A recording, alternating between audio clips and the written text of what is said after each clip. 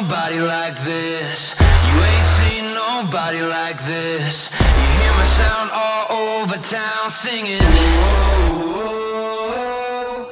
You ain't seen nobody like this. You ain't seen nobody like this. You hear my sound all over town singing. Whoa.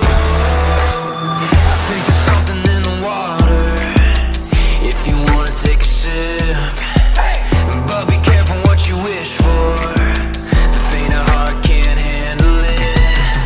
Everybody wants a piece of someone else's prize, but it ain't free, it don't come cheap. Only the strongest will survive. You ain't seen nobody like this. Good evening and welcome to San Antonio Soccer Roundtable. San Antonio FC year-end review, I guess, edition here. For that here, my name's Harry. I'll be the host tonight. Joining me, Matt. How are you? Decked out in your SAFC gear, looking sharp. No, I'm just cold. Just trying to take care of a lower body injury. Twisted my ankle this morning, man. It hurt. Oh man, but not otherwise. Just working, keeping up with World Cup. Not much going on. Well, Rafa, I think the U.S. is in a lot better shape than your team here, but we'll get to that towards the end of the show here. How are you doing? Good, just enjoying some time off being on the road and sporting the new Real Madrid third jersey. It came in today. A la Madrid. We do got to talk about Juventus. Oh yeah. We do got to talk about that, and is that the future of Barcelona? Yeah, maybe Weston McKinney might get a call can of worms. No, he's coming to San Antonio. You know that. No, Messi's coming to San Antonio. Huh? Messi's coming to San Antonio. No, he might be going to Miami. Messi's going well, and I think Roy's put out a great point on this. Rumor is Inter Miami is getting Messi. Last year, Inter Miami broke the DP rules for MLS. This year, they're getting rewarded with Messi, and I think they're bringing in another high-profile player. Busquets. You know, How does that make sense? I don't understand. MLS is a separate animal. It's the Beckham effect. Hey, he gets what he wants. He's giving a lot of euros to Garber, but it's not even that. I think the star franchise, the teams in LA, Galaxy and LAFC, New York Red Bulls, New York City. DC United, and Miami tend to get the ability to bring in players that other clubs may not be able to bring in. And I know that's the benefit of being a single entity league here, where you can kind of switch the rules, I guess you could say. To me, like I said here, I grew up in Colorado, so the Rapids, are kind of my team, that I've adopted. They would never get this opportunity. Now, I'm assuming if Ronaldo or Messi said, hey, I want to go to Colorado, I'm sure that's one thing, but it always seems like that these top players end up in the top franchises around the league. You don't really see Real Salt Lake. You don't really see even Seattle. Seattle really pull them there. Atlanta's a little bit interesting too. Orlando did have Nani for a while, but in a way, if you think about it, it's the Hollywood cities. So yeah, like the Los Angeles. It's all about selling their image. That's what they're doing. Yeah. They're going to places where they can sell their image. The marketing aspect. And I'm sure Ronaldo's not going to be able to sell an image at Sporting Kansas City or in St. Louis. But let me ask you this question with Ronaldo. Do you think he could come to MLS with the issues that he had in Vegas of the alleged rape and stuff like that? Do you think would ever? You think he? I think he's going to LA Galaxy. Oh, you do? I have a feeling he's going to go either LA Galaxy. Could even be Inter Miami. I mean, that's the dream. Everybody No, wants you him can't and have Messi to Messi. play. And, no, Beckham has that cash. no, So, you got to keep them I separate. mean, that's been also rumored because with the South Beach and so forth. That's more his image. But I did hear that he was being looked at by some team in Saudi Arabia, which I'm sure they're going to throw millions of dollars. Well, he's free too. Yeah. I guess. Yeah, he's free right now, right? Mm-hmm. Yeah, he's free. Yeah, Man U decided to part ways with him. But we're not the MLS podcast, so enough MLS talk here. Royce might, recover from his injury and come on and beat the crap out of us here. So Rafa, you weren't on the last episode here. Matt was all in it. Downtown chasing around. Mayor Ron's his BFF now. Heck no. Wish I was. No beer showers. I wish I had that at liberty. Your thoughts on the final? Because unfortunately, dude, I think you were working or you were unable to attend. You were out of town, and even with the hotel that you were in, unfortunately, you weren't able to attend because you're probably down in RGV. We know that they can't handle winning or anything along those lines. So, your thoughts on the title game against Lou City? I mean, that was pretty much probably one of the most, I'm not saying perfect games, but well executed games that they've played all year. You can tell that they wanted it more than Louisville, and Louisville just came out awestruck because it was basically like a heavyweight boxing fight. They got punched right away, and they never recovered from it. And then SAFC, it was just full throttle. I'm sure those Lou City fans didn't think to be down 3-0. No, they didn't, and it could have been a lot worse because I think we could have been up 4-5-0. But I know they got one back, but they just couldn't recover. I mean, I just got to say kudos to Morcino. And I think, and that's something I said, I think the episode before, the difference was going to be, I think Morcino coaching. He had a game plan, and he has the experience winning with the one with the Scorpions. So he knew what to do. And basically they neutralized. They just could, like I said, Louisville did not look comfortable.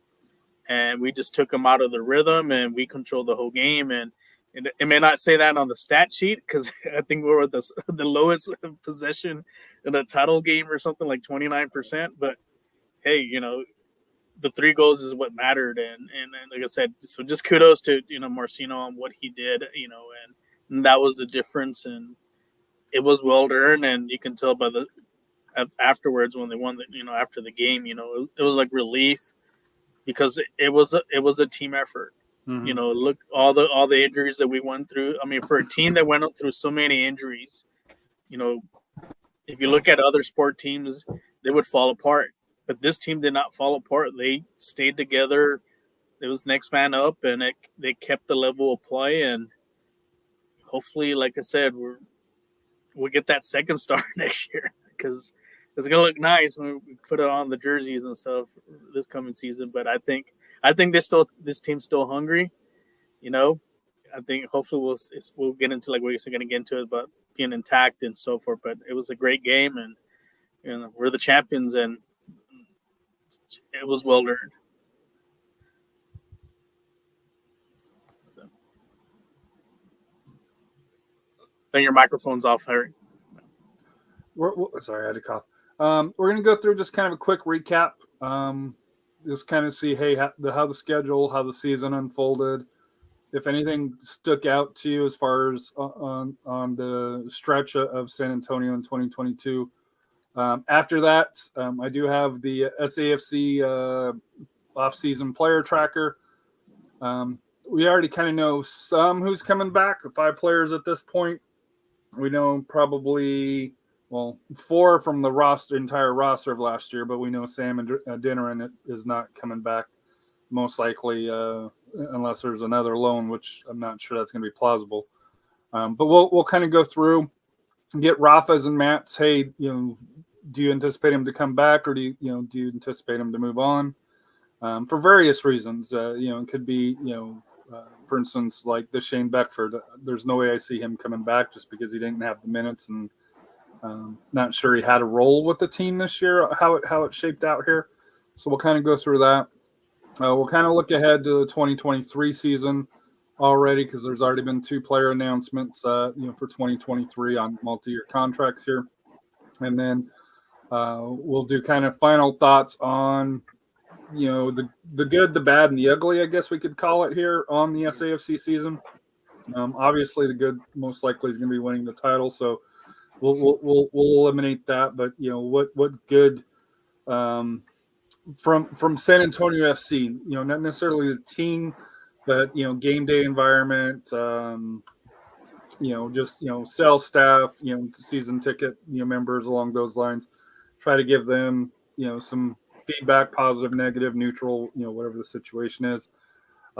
Ending up, we'll probably talk World Cup, or we will talk World Cup for that here.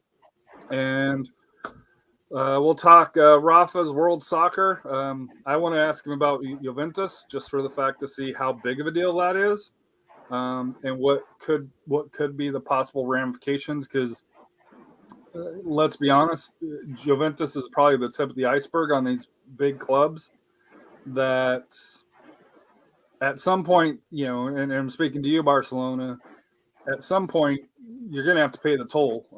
You can only kick that can so many down the road before the can gets kicked back at you. So let's get started.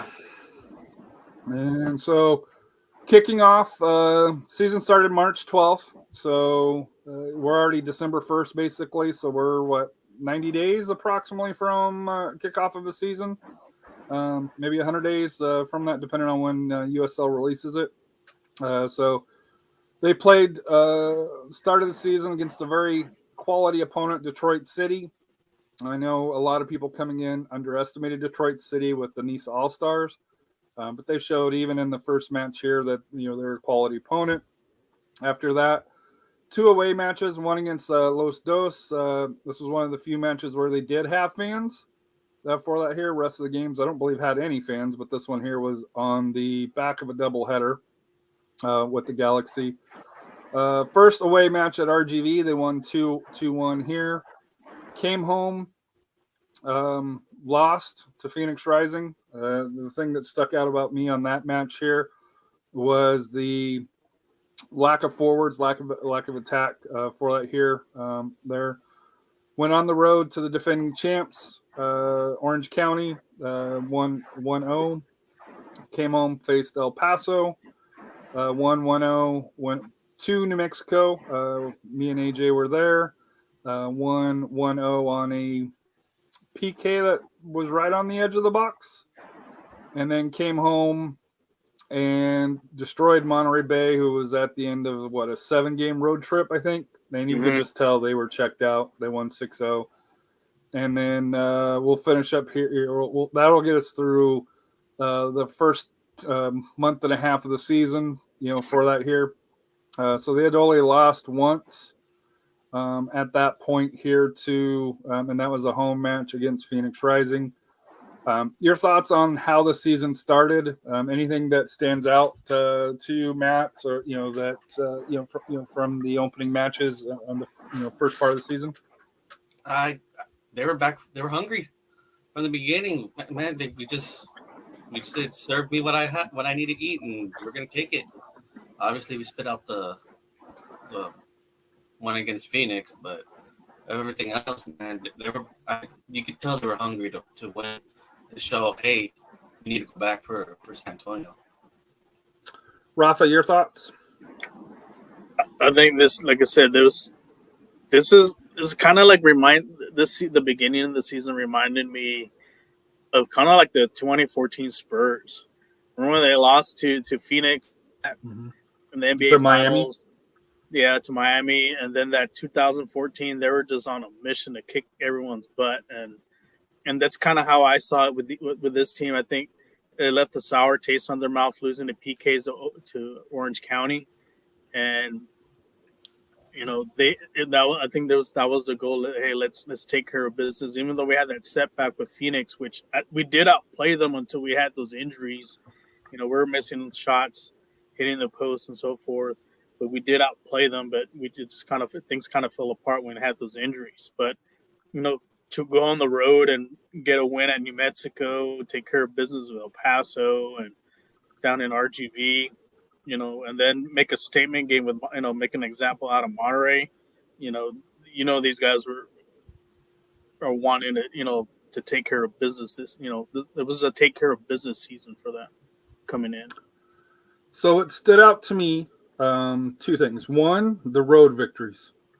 They started out 4-0 on the road, which, if you know San Antonio FC history, typically previous years, outside of the end of 2021, they struggled on the road. If you got a tie on the road, that was thought to be a good thing. So coming out, getting 4 quality wins, especially against where they got them, RGV, Orange County, which they've struggled in Orange County, and more importantly in New Mexico United, which they had never won through there. So to me, that kind of set the point.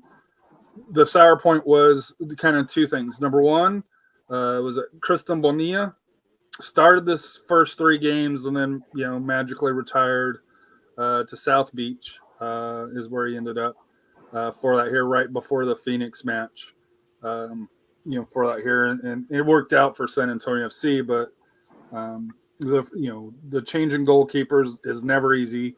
And we talked about it at that point, and especially how it came along those lines. So those were the 2 things that kind of stood out for me. So next up, so they hit a away match of 5 games, away at Phoenix, which they lost 3-0. Came back, defeated Miami FC 2-0 on the road. Away at RGV, won 3-2. Lost to Sacramento in a close match. And beat Monterey Bay in Monterey Bay 3-2, and to me a pretty decent match on June 11th. Came home, played Oakland Roots to a 1-1 draw, and then go ahead. Oh, sorry, I had some feedback. And then June 24th on a Friday, ESPN match in Colorado Springs, which was first or second at the time. They earned a tough 1-0 win, and then they came home that following Tuesday against Tulsa and won 2-1 here. So for May and June, anything stick out to you, for either specific matches or form or any storylines that you remember? I think this was like the gauntlet, the meat of the especially of the road games, because with that matchup with Colorado, 1 versus 2, to get a win out of there, we made a statement there. I know we had that tough loss at Phoenix, which we outplayed Phoenix them. And at Sacramento. Yeah, and Sacramento. Like I said, there were at that time at that time Phoenix was still kind of cooking, but like I said, in Sacramento, they were going to be one of the teams to contend as well. That was a very close competitive, basically a playoff game. That comeback win against Monterey, and that was the one I think Patino had just came back from injury, and got the winner. That was real crucial. But then the following week we had that little setback with the Oakland Roots. We had to come back and tie that one up. But did we come back to tie that, or did they get a late goal to tie? I think they got a late goal. I'm not too sure. Yeah, I can tell you here. Hold on one second. Yeah. I think it was a tie. I think they came back on that one because they were one of the teams that they scored very late, had the most goals in the last 10 minutes of the games. Actually, no. Joseph Nane got the goal where the defense broke down in the 29th minute, and Sam Adeniran got one right before the half. So that one there, we had a defensive break and around the 30th minute. And I can still remember Rafa talking about the play of, hey, a defender didn't step forth. and that's why they were able to get the victory. But Sam got one right before the half. And that's another thing that changed kind of things when you mentioned about Sam. That's when we brought him in. When we brought him, that changed the dynamics of the team. Because now we had a poacher that can put the ball in the net, while Patino was still kind of recovering from that injuries and stuff. Your thoughts, Matt? I mean, you could tell certain key players, if they were missing, that's when we lost. That's how I see it. And I mean, they still came out fighting. That's how I'm seeing it. Key players, and they still just came out fighting. But you can also tell that they're trying to make statements out of some teams like Colorado and who else? I can't remember. Colorado, RGV, and RGV. So there was a statement that needed to be made, and they were doing it. So they came home June 28th, which was a Tuesday, which talked about Tulsa. Played Charleston Battery 2-0. Played Atlanta United FC 2-5-0. Went on the road to El Paso, won 1-0 in a tight match. Beat Vegas on the road that following Wednesday 2-0. Came back and drew LA Galaxy. Went on the road to San Diego. Lost 3-0 and wasn't even close. Came back home, faced Loudoun United on a Wednesday 2-1. Played Vegas again 2-0. RGV, on Saturday was a 2-2 draw, and I think that was the Mitch Tainer goal to tie it at the end. Away at Indy 11 1-0 during Indy's best streak, where they beat both San Antonio and Louisville in back-to-back games. So heat of the summer, July, August, a lot of matches.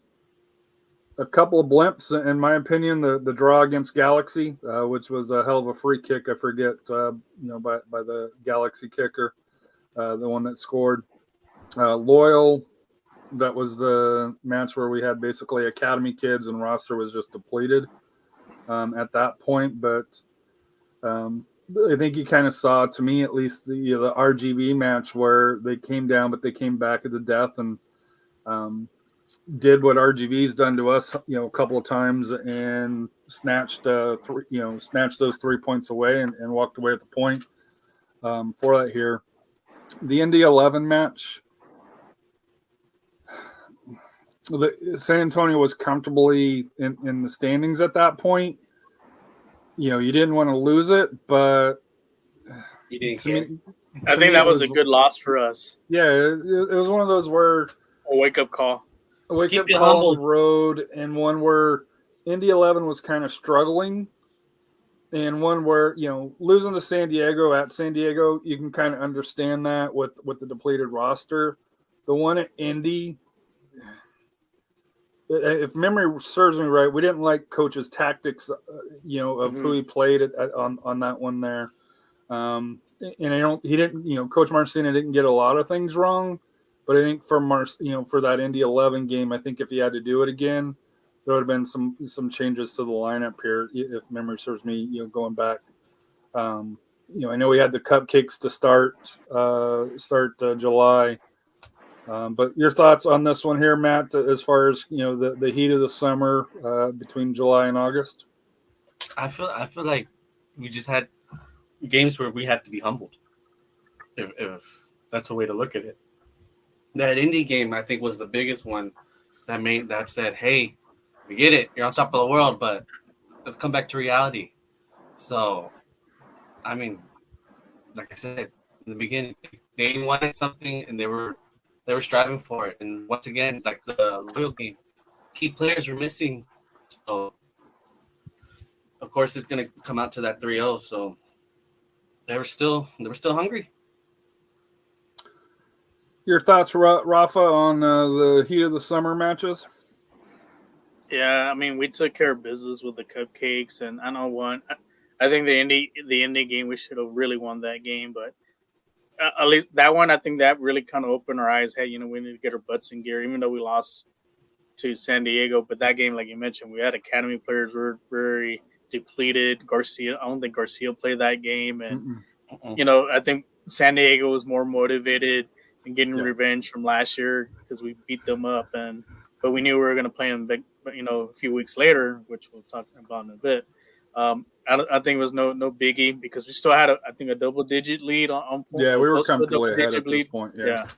So, you could sacrifice a couple games because a lot of the games were crunched up because you had a Saturday game, then you had a Wednesday game or a Friday game. So I think Marcina had to really kind of juggle the lineup a bit to keep a lot of the players fresh because, to kind of really put them on there a lot, who's to say, it drains them out. And, we wanted to finish strong towards the end. And I think he was able to manage that little gauntlet there.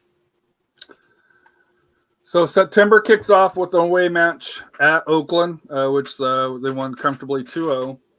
Came home, played Loyal. This time we're at full strength. And I think Loyal had one of their players injured. I forget which one it was. I want to say it was Blake or, one of their Metcalf. I think it was Metcalf that got injured in that match early, which kind of affected them. But won 1-0 against them. Drew against New Mexico. The Colorado Springs match was a COVID makeup game here, so that was on a Tuesday, which they ended up winning 1-0. Came back the following Saturday, beat Sacramento 1-0, and then to me, the stretch that won because from basically Oakland through Birmingham were all playoff teams. For USL, went on the road in a rainy Pittsburgh Riverhounds stadium, which Royce was at, won 1-0. Down to Kaler's Birmingham Legion, won 2-1. And then came home and drew against Orange County. That one was kind of a little bit disappointing because if they would have won, they would have, I think tied or set they would have set the USL Championship points record. I thought, as far as for a stretch coming in to set up for the playoffs, you couldn't ask for a much better opportunity. Most of the matches were at home against playoff quality teams from the West. The way were against Eastern teams that were playoff quality as well. So if you lost, it wouldn't be a 6-point match. And then, of course, the Orange County one, that was probably a little bit of a disappointment, if you're looking at out of these results here. Orange County finished last, but, it made their season, the way they were celebrating a draw. So, congrats, Orange County. Matt, your thoughts on the end of season, September and early mid-October? I feel like it was kind of the layout of what we were going to see pretty much in the playoffs. Being the Eastern team showed you pretty much how we looked at them, pretty much. And then, I would have asked for a different result with Orange County, but obviously they were trying to make a statement as well, try to humble us down, and they kind of did. But at the same time, hey, you still overcome all the other obstacles. You still overcome all these other amenities, the Texas Cup and all the other trophies. Copa Tejas. The Copa Tejas, the Shields. I mean, hey, it's okay to get the draw, but next year you know what you want. Rafa, your thoughts on the final stretch? When we saw the final stretch, we were like, "Oh, this is going to be a doozy," But championship teams rise to the occasion, and I think this was the month. This September, October showed that this was a championship contender. Even though we had 2 draws with New Mexico, I know we gave up one late, and then the one against Orange County. But 2 quality wins on the road at Birmingham and especially at Pittsburgh when it was rainy and cold, and they could have so easily just hey, it's not our night. We're going to do it because that was a late goal as well. Yeah, that save by Maloney to keep the ball in to send Enrique Hernandez in the cross, to get for Manley to get the winner in. That showed right there, like, hey, we're for real, and we're battle tested, and we're ready to kick some butt in the playoffs. Like I said, this key stretch got us. I think it helped us win the championship. So then in the playoffs, we drew Oakland Roots at home in the second round because they upset San Diego Loyal, so they were the 7th seed. For that here, we won 3-0. Drew Colorado Springs in the next match in the Western Conference Finals, won 2-0. And then, of course, as we talked about at the top of the show here, beat the number 1 seed out east, Louisville City, 3-1. Playoffs, to me, what stood out, and this goes from the Orange County crowd, is the attendance. We averaged over 8,000 fans for those 4 matches.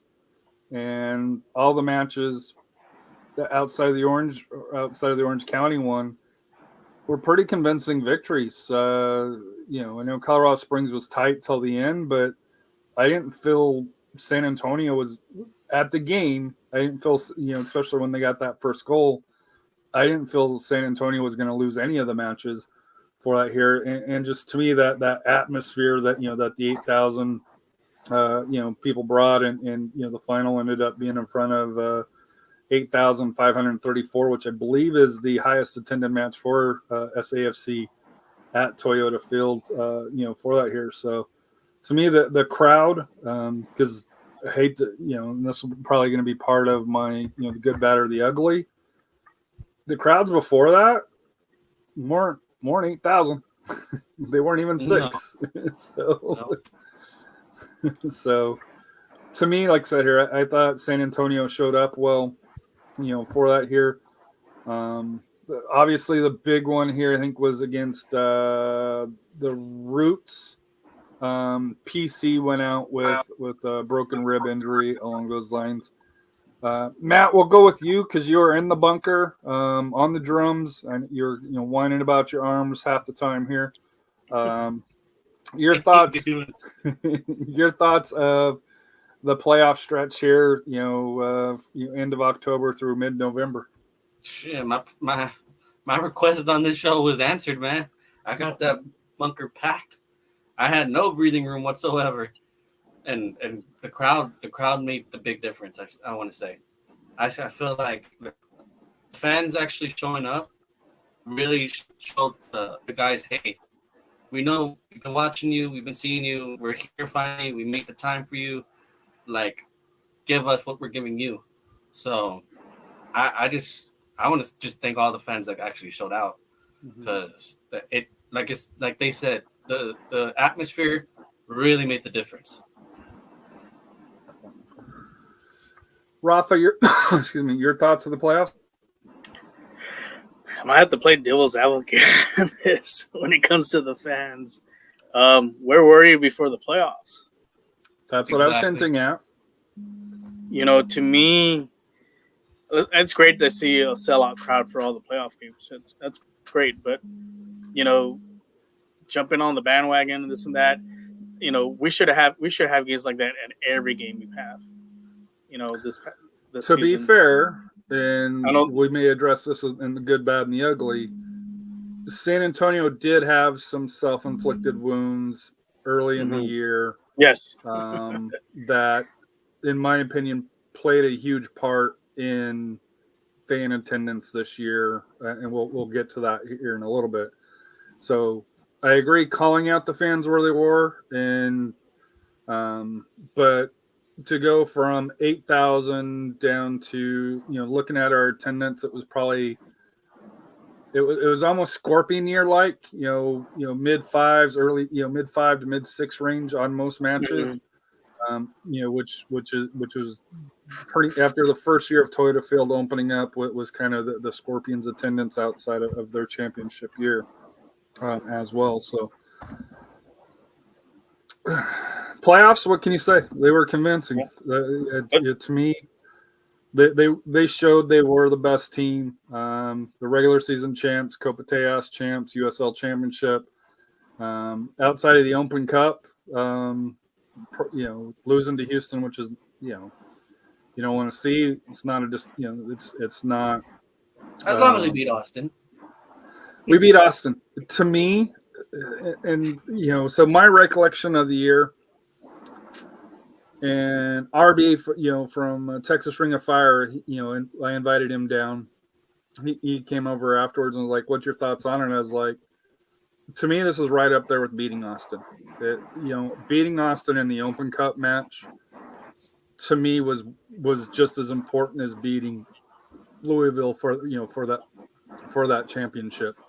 And they're for different reasons. Obviously, San Antonio and Austin will always have a rivalry when it comes to soccer, and that goes back to the Aztecs. It goes back to the Athenians and Austin Elite. There's just a rivalry. Rafa, you talk about it in high school sports.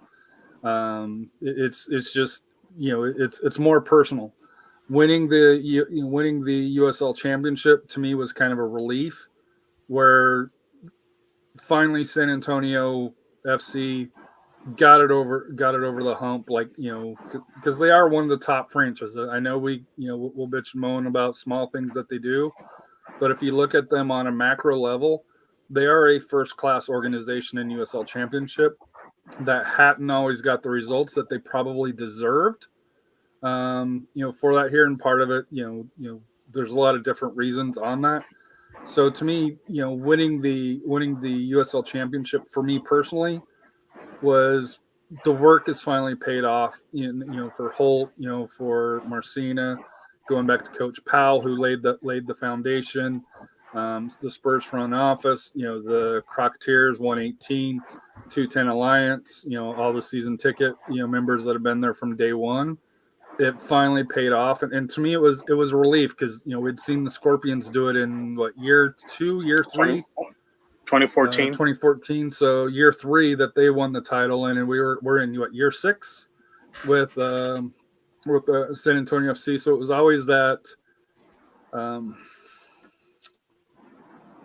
It was always underneath the surface there of, hey, can San Antonio FC do what the Scorpions did? And I hate saying that, but I was there, in 2014. I was on the pitch, unlike this year. I was on the pitch, celebrating with Rafa Castillo and the team. And to me, for us that have been there from year one, with the Scorpions, to kind of see San Antonio FC complete that circle and bring the title back home. There's not many teams in an 8-year period that's won 2 Division II titles. And I know one's in NASL and one's in USL Championship, but they're still D2 titles, in the US soccer system. So, Matt, we'll go with you next, and then we'll end up with Rafa. I mean, hey, it's well worth it seeing it from being a baby coming out of high school, just seeing the Scorpions win to all the way till, man, now just watching SAFC being able to compete with everybody. So it does feel well paid off. It does feel well relieved. You can finally breathe and say, hey, this team finally won their championship. All their hard work is pretty great now. So yeah, Austin Knight mentioned the season average on attendance was about 5,900. Yep, sounds about right.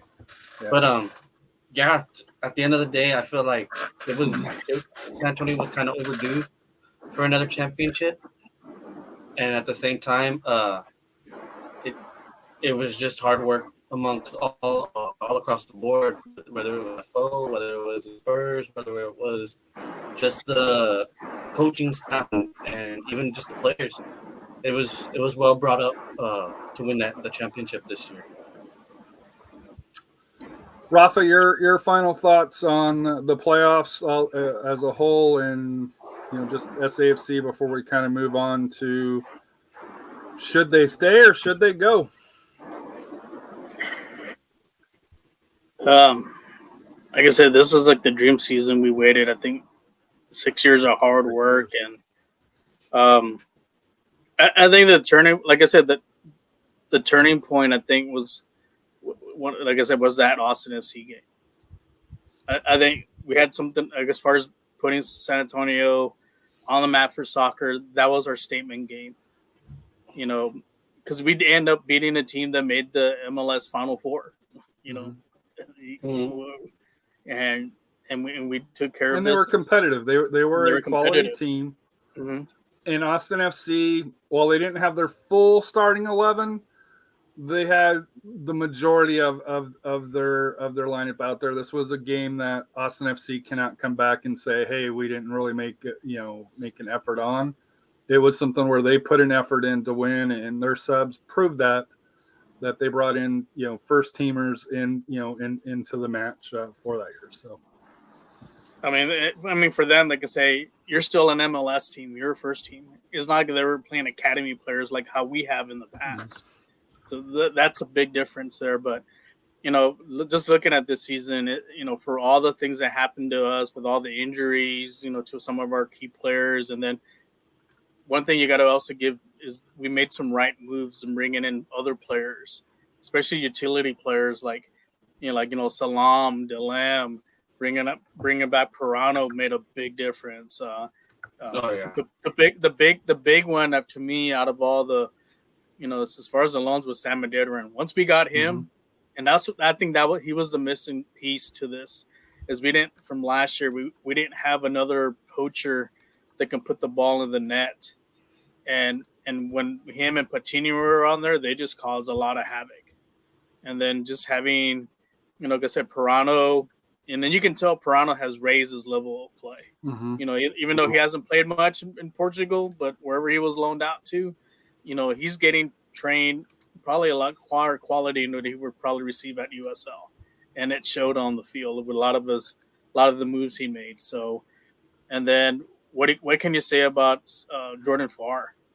I mean, he was the backup keeper, and Bonilla was good. I mean, he was a great keeper, but some things, I guess, I don't know what happened, and as far as why he quit, but we could have fell apart there. But Jordan Farr, from coming in, he left a big legacy out of this season, from what he did, the heroics he did from last year's playoffs to now. Look at all the clean sheets he did, winning goalkeeper of the year.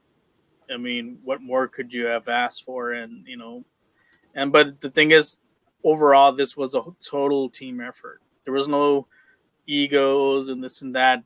This team got along. They fought for each other. Hey, we're gonna win together or we're gonna lose together, and that was the whole. And you look at some other teams, they had a lot of me players. Look at Phoenix. They basically bought their team, looking they were gonna win the championship, and they basically fell apart.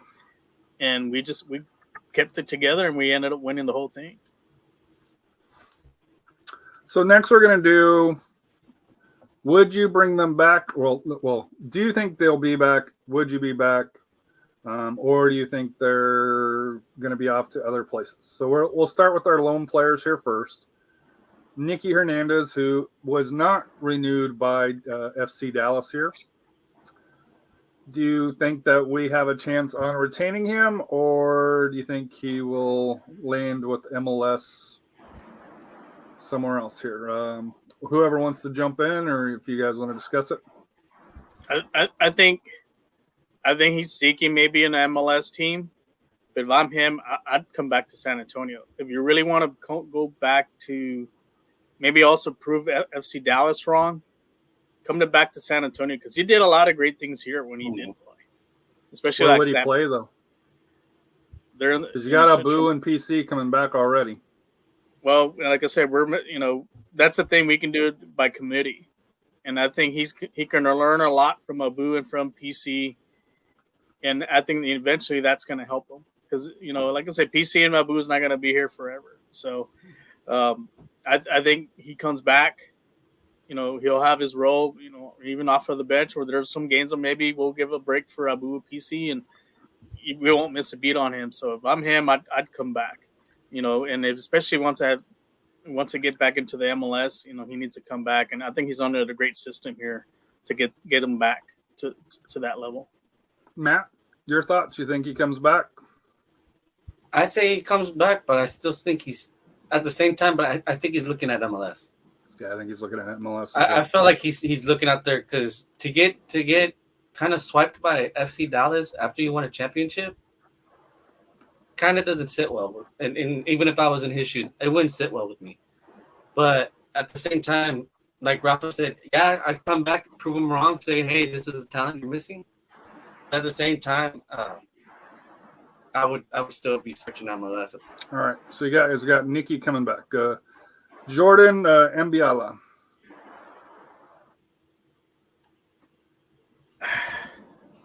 I don't think he comes back. He really didn't play too much.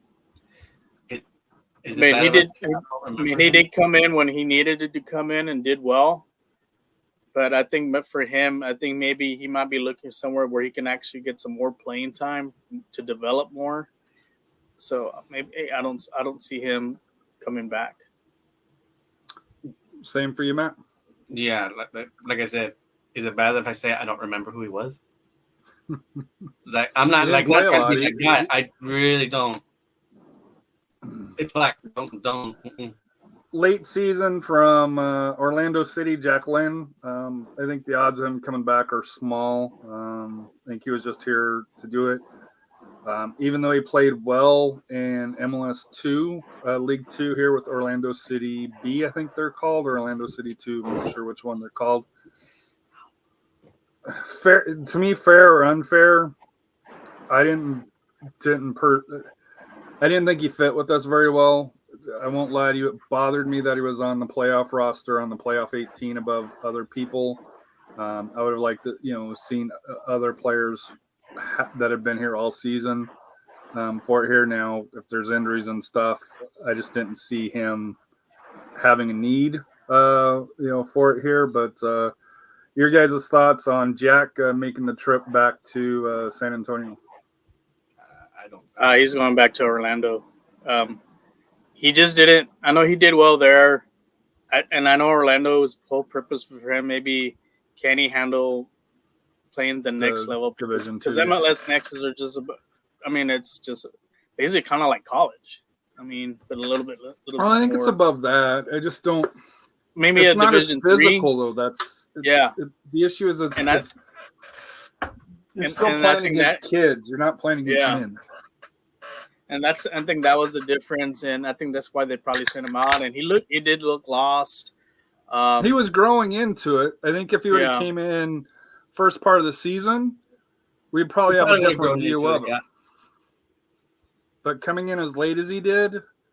Yeah, and I think that was more of a hitting the panic when Patino kind of went down. Right. And I don't think we needed to sign another. I think we could have probably signed maybe a midfielder instead, or maybe another defender, just to shore up that. Because remember, Kamari was getting a couple of those hamstring injuries, or Garcia was out. I think we needed maybe sign another quality defender instead of, because we have plenty of forwards, But I think that was more of a hit in the panic button. But I think he'll still stay with her in Orlando. Maybe they'll loan him out to, who knows? Maybe they'll loan him back out here to start the season, to maybe to develop playing against more physical players and teams. Probably to sharpen him up. Maybe. Huh? Probably to sharpen him up. That's a possibility. I think he's got the potential. I just he was just too. It was late just bad. It was just bad timing. Yeah. It was just bad timing. Flashes of it. But to me, if I'm going through, I don't think Jack comes back. The next one here will be on everybody's Christmas wish. Christian Pirano. Signed with Pericos, right? From Portugal. Over in Portugal. Hasn't played for him. Was loaned out to a team in Greece. This would be year 3. I think he signed a 4-year, 5-year deal. I forget how many years it was. I'll lead mine. I think I wonder what the deal was struck if SAFC has the opportunity to buy him. And I also want to know kind of what the price would be. Because I do think he has a home as far as with the fan base. I do think he likes being here, at least, his body language and from what we see, with Coach Marcina and San Antonio FC. obviously every fan's going to say, yes, they want him back. So it's not so much of a question, do you want him back? Because, of course, everybody said, yes, we want Pirano back. Question is do you think he will be back? Do you think SAFC would pull the trigger on a loan to buy or a buy ratio, since he is probably still under contract with Pericos over in Portugal? We'll go with you. We'll start with you, Rafa, because you're our international soccer guru. I think Pericos needs to play him. I mean, you sign him for a 4-year deal, you need to play him. He hasn't appeared on any starting 18 roster for the first team. Yeah, and if you're not gonna play him, and then you need to sell him, and because for him to be out on loan on his last year of his contract, he's probably better off. I think he's better off coming here, get the playing time, and then, like I said, SAFC has a good track record of selling players, and then, like I said, maybe just look at Gallegos. Gallegos is hitting strides with his team in Denmark. Who's to say maybe another team in Denmark will say, hey, we have to get Pirano back. He does his thing. Maybe Pirano's a better fit like maybe in Denmark or Norway or even in Greece. Maybe some team's willing to invest in him if he comes back over here and plays. So I think it's a 50-50 shot. It's got to depend if SAFC is willing to open the wallet and try to buy out his contract and trying to get him back over here. I think it's also how bad do you want to run it back? That's how I see it. If he does come back, Santa was really listening to SAFC, but at the same time, like I want him to do bigger things. And I will, so Pacos de Ferreira, and I wish Royce was here because he could make sure I was pronouncing it correctly. They are currently last in the first division in Liga Portugal. 13 matches played, 0 wins, 2 draws, 11 losses, and negative 19 goal difference. So they are in position to be relegated down to League 2, or whatever the second division there in Portugal is. So you would think that they could use it.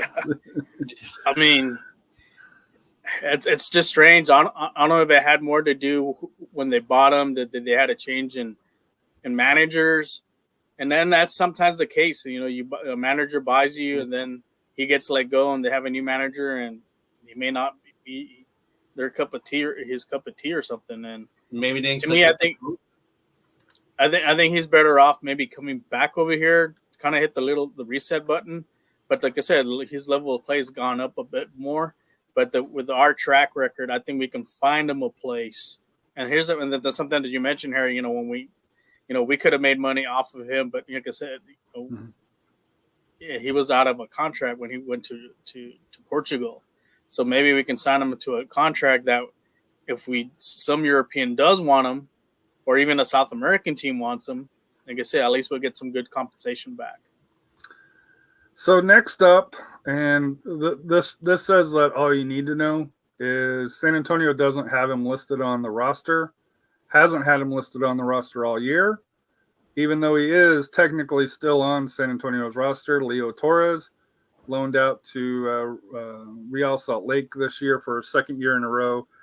He's only 18. He didn't get he got minutes in MLS 2. But he didn't excel, didn't really stand out for that here. Based on San Antonio FC's lack of even acknowledging Leo Torres exists any longer, do you see him coming back? I'm assuming he's probably out of contract at this point because I knew he was signed to a multi-year deal. Do you see him coming back at all? Anybody? Mm-mm. I think this whole thing about keeping your local players, that mystique. I mean, he hasn't hit the level of Gallegos when he was here. But he didn't get the opportunity though. And that's in here, and that's the thing. The team that we have right now, would he have the opportunity? And I don't think I think he's probably if he's still under contract, I think they'll loan him out back either to Salt Lake, but I think I don't think he sticks with Salt Lake either. maybe he goes down to League One. You know, kind of like what Ethan Bryant did at Richmond. I think maybe that's probably the better route for him.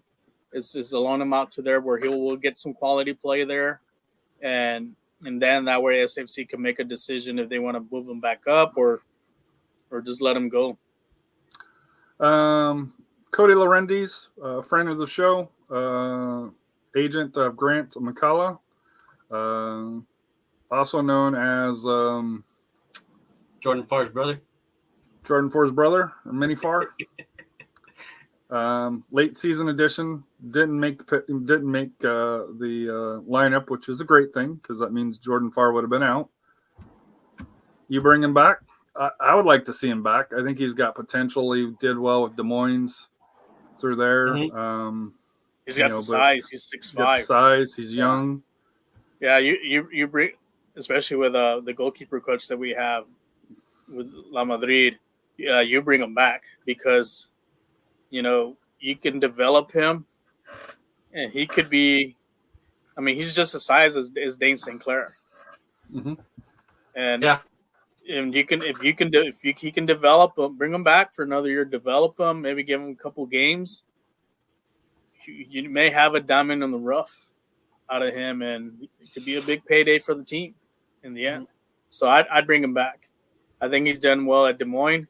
He's proven himself. He's coming in, and like I said, I think he'll be a good backup for Jordan for the next season.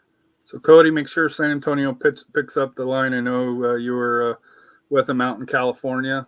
Let's avoid Monterey Bay. Let's bring him back to Texas here for that here. Diouf, 11 appearances, 5 starts, 415 minutes.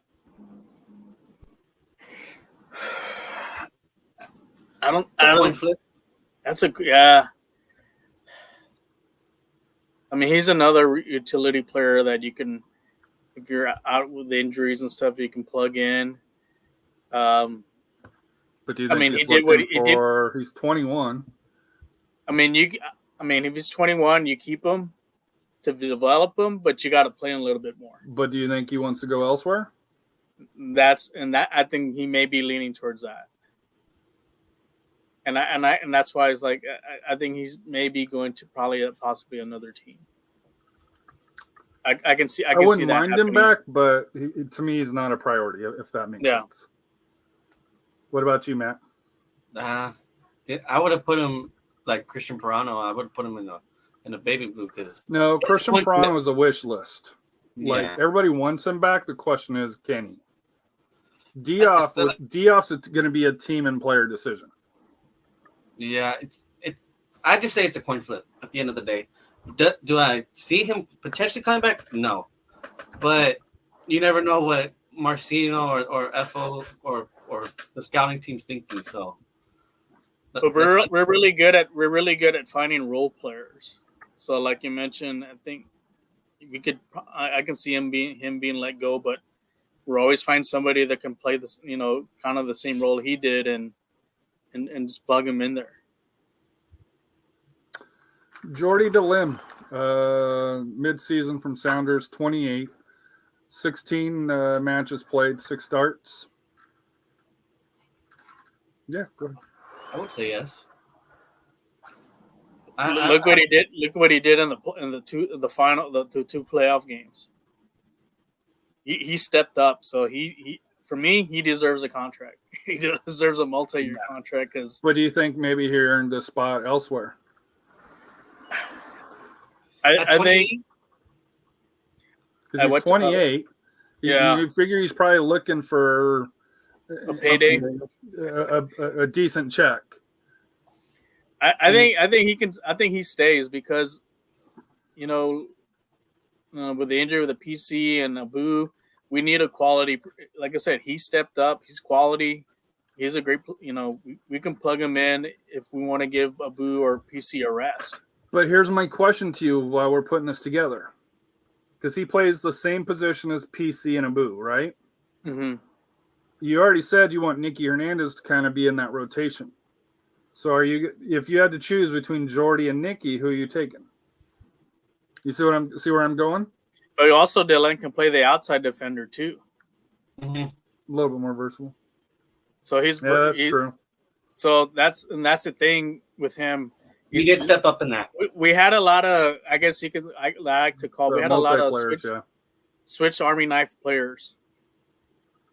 You know, and so, I think that's what we need. I think we need to bring them back. Maloney already re-signed here to a multi-year deal. He's 20. He's only 26, which is crazy to think because I think of him older than that. Yeah. Do you think because he played pretty well when he went into the middle as well? Mm-hmm. Could you see Jordy kind of filling his role on the outside? Yeah, he can do that too. And Connor being kind of more of that PC, Abu, Maloney kind of rotation there. Mm-hmm. Yeah, because PC's how old? 20. Oh, PC's only 27. Yeah. Abu is 30, so you could see where Abu maybe slides into more kind of that rotation. Yeah. First off the bench line.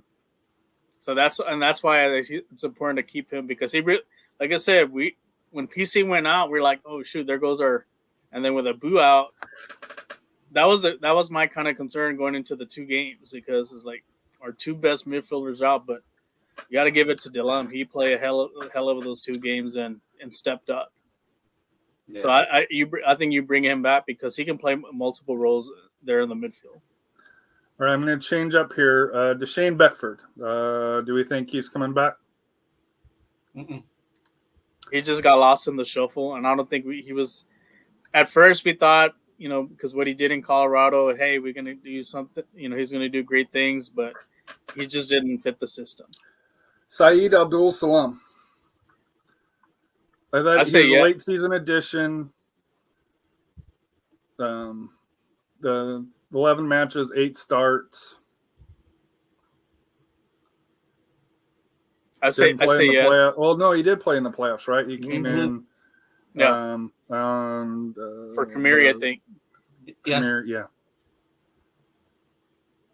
I'd say yes. You think he comes back as a role player on the bench? Yeah, because what I was concerned about, especially when you're playing the 3-back, we didn't have a lot of depth there.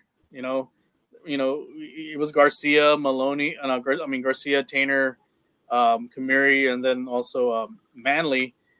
But we needed a 5th person, maybe even a 6th, just in case, like I said, if someone went down, because you look at it. Mitch played a lot of minutes this season, so I think we need the extra added depth on the defense. And Salam played great when he went in, and so I'd sign him back. Especially if you feel comfortable now, like you'll be able to switch out your top 3, or if the all top 3 come back, you would be more comfortable saying, "Hey, you need a rest? Okay, we'll put this player." All right. We'll go Elliot Collier, 26, coming off MLS injuries. Played 22 matches, 14 starts. Did have 4 goals for us here. He started hot in the beginning of the season. He was really a big factor, especially that RGV game down there. But then that injury really kind of tweaked him. It tweaked him, and even though he came off the bench, he did play well and so forth. But I think with him, he's wanting probably to go back up playing MLS. But do you think he showed enough to do that? I don't think he did. I don't think he did. Yeah, maybe one of the. I don't know if any of the expansion teams. I think it was going to be St. Louis this coming year. I don't think St. Louis will touch him. Maybe you spent a lot of time in Chicago. Yeah, so. If you sign them, you sign them for depth. Yeah, that's true. Best way to do for your sub outs. So we're leaning that he's going to go elsewhere. Yeah, I'm leaning a little bit toward he may go elsewhere, but if you do sign him, you're going to sign him for depth. David Larrera, I think this one's a huge tie to Pirano. He came over from Phoenix, had injuries in Phoenix, had injuries with us unfairly. 23 years old, 13 matches, 7 starts. 2 goals, and I think he did not have any assists, amazingly. I thought he did. No, it's not saying he did. For that here, he kind of got squeezed out of the rotation when Pirano came in, filled that role for that here. Your thoughts on Larrera? But if Pirano doesn't come back, I think we re-sign him because he's the same type of player he is. It's just because he was playing great. That injury really kind of took him out of the loop, and because every time when he would go in, he would change the pace of the game. And I know we experimented one game with both of them on there. It didn't work so hot, but he was a good change of pace player if you needed instant offense. So if I'm SAFC, I'd sign him for depth, for the midfield, especially for attacking mid, or maybe even pushing him up as a forward too. And if you play a 3-4-3, I think he's very versatile. He's got a lot of speed. The one thing he's really good at is on the 1v1s, taking on. But does he fit the system for SAFC though? I think he does. So, like I said, I think he might be a 50-50. He may lean towards maybe want to play somewhere, but like I said, the injuries, maybe some teams might back off. So I think he's better off probably staying here. We'll go Nacho, Ignacio Bologna, 28. I thought he was a loan, but he's not a loan. He was signed as a free. 22 match played, 6 starts. Obviously our super sub, but showed that he can come on and be active in his second stint. You re-sign him. I mean, he did a lot of great things, whether a super sub or even as a starter too, because he was starting a couple of games and he's a go-getter, especially one of the goals he scored, that one hitter he made. I forgot which game. What was it that he really jumped up near and boom, nailed that sucker in? And you re-sign him because look at what a lot of the injuries we had on the forward position. I think if we didn't have him, we'd probably lose some of those games. So I think Nacho likes San Antonio. I think we've really embraced him, kind of like with Pirano. He's one of those guys. He's one of the guys. So I think you bring him back. I think he's a vital piece to this team. I think it's the way San Antonio looks at Argentina in general. Well, they did, but then they've stopped. So they may have to go back again. So you get what I'm saying. Right. I think it's the whole Argentinian aspect of it. That's why a lot of San Antonians love him. If you're bringing back Dylan, which was announced, if Rafa and Matt are bringing Match Maloney, Collier, we're saying, unfortunately, it doesn't look like he's going to stay. The remaining forward, Santiago Patino, 24, only 17 matches, 12 starts, 6 goals, no assists. And these are regular season numbers, not playoffs. Really? That was huge in the playoffs. With the dinner. May have been in the playoffs. Not. These are just regular season numbers. Oh, okay. You bringing back Patino? You think he's earned a shot, or his health issue is there? It sounds like he has a very close relationship with Marcina. Based on the comments after it was after the championship, so we also got to take that a little bit a grain of salt here. Your thoughts on Patino coming back, and this one here I think splits the fan base because there's some that love him, and there's some that just because of his actions, him not being able to stay healthy, are like, hey, we can find a better replacement. For instance, Sam, as an example. Well, he's like Mr. October because he steps it up. He steps it up in the playoffs. When he plays, he does well. The problem is he hasn't been able to consistently stay healthy. Yeah. And that's been his problem with MLS. And so far it's been his problem with injuries and cards because he does have a little bit of a temper. which is not necessarily a bad thing, but you'd like to see him mature, kind of like PC has matured a little bit, from his first couple of years with San Antonio. I think you re-sign him. I think he needs to resign one more year, but he's got to prove himself as far as staying healthy. Yeah, if he can stay healthy, hopefully that'll land him to get back to the MLS. But like I said, that's a but. If he can, here's my thing though. He earned money for the playoffs. Mm-hmm. So even if he stays at D2, at Division 2, does San Antonio pony up top dollar to keep him? Because he's going to command a decent salary. We'll just say he's earned it. I mean, no, I'm not saying hasn't earned it. Yeah, I think for San Antonio. Yeah, for San Antonio. I mean, do you think that they use that money and spread it, between, because we still got center backs and there's a certain goalkeeper that we still have to address as well that will probably command some decent money if he's going to stay. I think they can spurge a little bit. Okay. For him, Spurs aren't spending money. So. Well, I mean, I think they can, unless there's an offer from some other team that wants him and they can get money off of him. But I'll put him down that you guys. Well, Matt, are you on board that he's coming back or not? I know Rafa is. I know. I think he's gone. I personally think he's gone. I feel like the Spurs know how to spread the love when they used to do it with the actual Spurs having 4 or 5 once at one point megastars. So but then again, Tim Duncan, Ginobili, and Parker were kind of unselfish.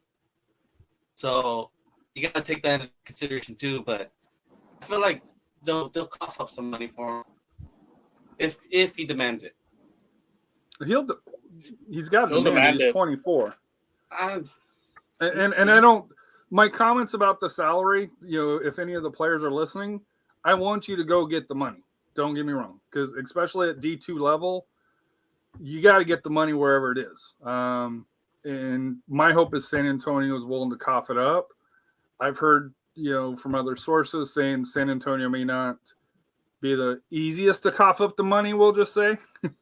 So that's why I asked the question. And then to me, if you're going to put out money, are we putting it towards the forwards, or are we looking to the back line with Garcia, Manley, and Kamiri? So, which is going to be next? To me, Garcia, Manley, and Kamiri, I think everybody wants back. So this is kind of a Pirano situation. It's not a matter. Do you want them back? Where I think there is some question with Patino due to health issues and along those lines. We'll start with Manley for it here. From RGV, had a great year. Solid playing both on the wing and center back, so a little bit more flexibility. Does he return? Not do you want him, but does he return? I think he does, because he just fits our system. I think you can tell he really enjoys playing here. I think he's a vital piece. He knows, even though we play a 3-back, he knows he's gonna get called up to play, whether out on the wing or in the back 3. So, like I said, I think it's vital that we keep him. Go ahead, Matt. He's a bit of a switcher. Like he'll play somewhere in the mid, and probably always drop back or from the wings, or even be a defender at some point in time. He's a key player. I think he's a key player. Part of the reason why I think he keeps is because he didn't leave South Texas when he had the opportunity. And I think that's also a key point with Fabian Garcia for him. All the center backs that we're going to be talking about here all have the potential to go elsewhere. And in my opinion, a step up to MLS level if given the opportunity. Garcia, my only disappointment with Garcia is he didn't hit the wonder goal on the free kicks this year like he did in Austin. So I'd love to see him back for a couple of years, multi-year deal, please, with Fabian Garcia. So what's, you think he comes back? I think so. I think he keeps it out. I thought he hinted it out at the celebration. Who was their free kicks coach in Austin Bowl? Maybe we need to bring him down here. You said he's coming back, man, at the thing? I think so. He hinted Well, it you out. said at the celebration. What did he say at the celebration? I don't know. He said something in French and I know he could. I mean, Parlez-vous français? Merci beaucoup. So I feel like he hinted it towards us and just didn't translate it correctly for us. So I feel like he's coming back. If he said oui, that means he's coming back. All right, so Usl Championship signed late into the year. I think he flirted with MLS teams, and obviously, I think Garcia, Manley, and Kamari all should get looks at by team, but I think Usl Kamari is probably the closest one due to age for that and experience. 24 matches, 23 matches played, 23 starts.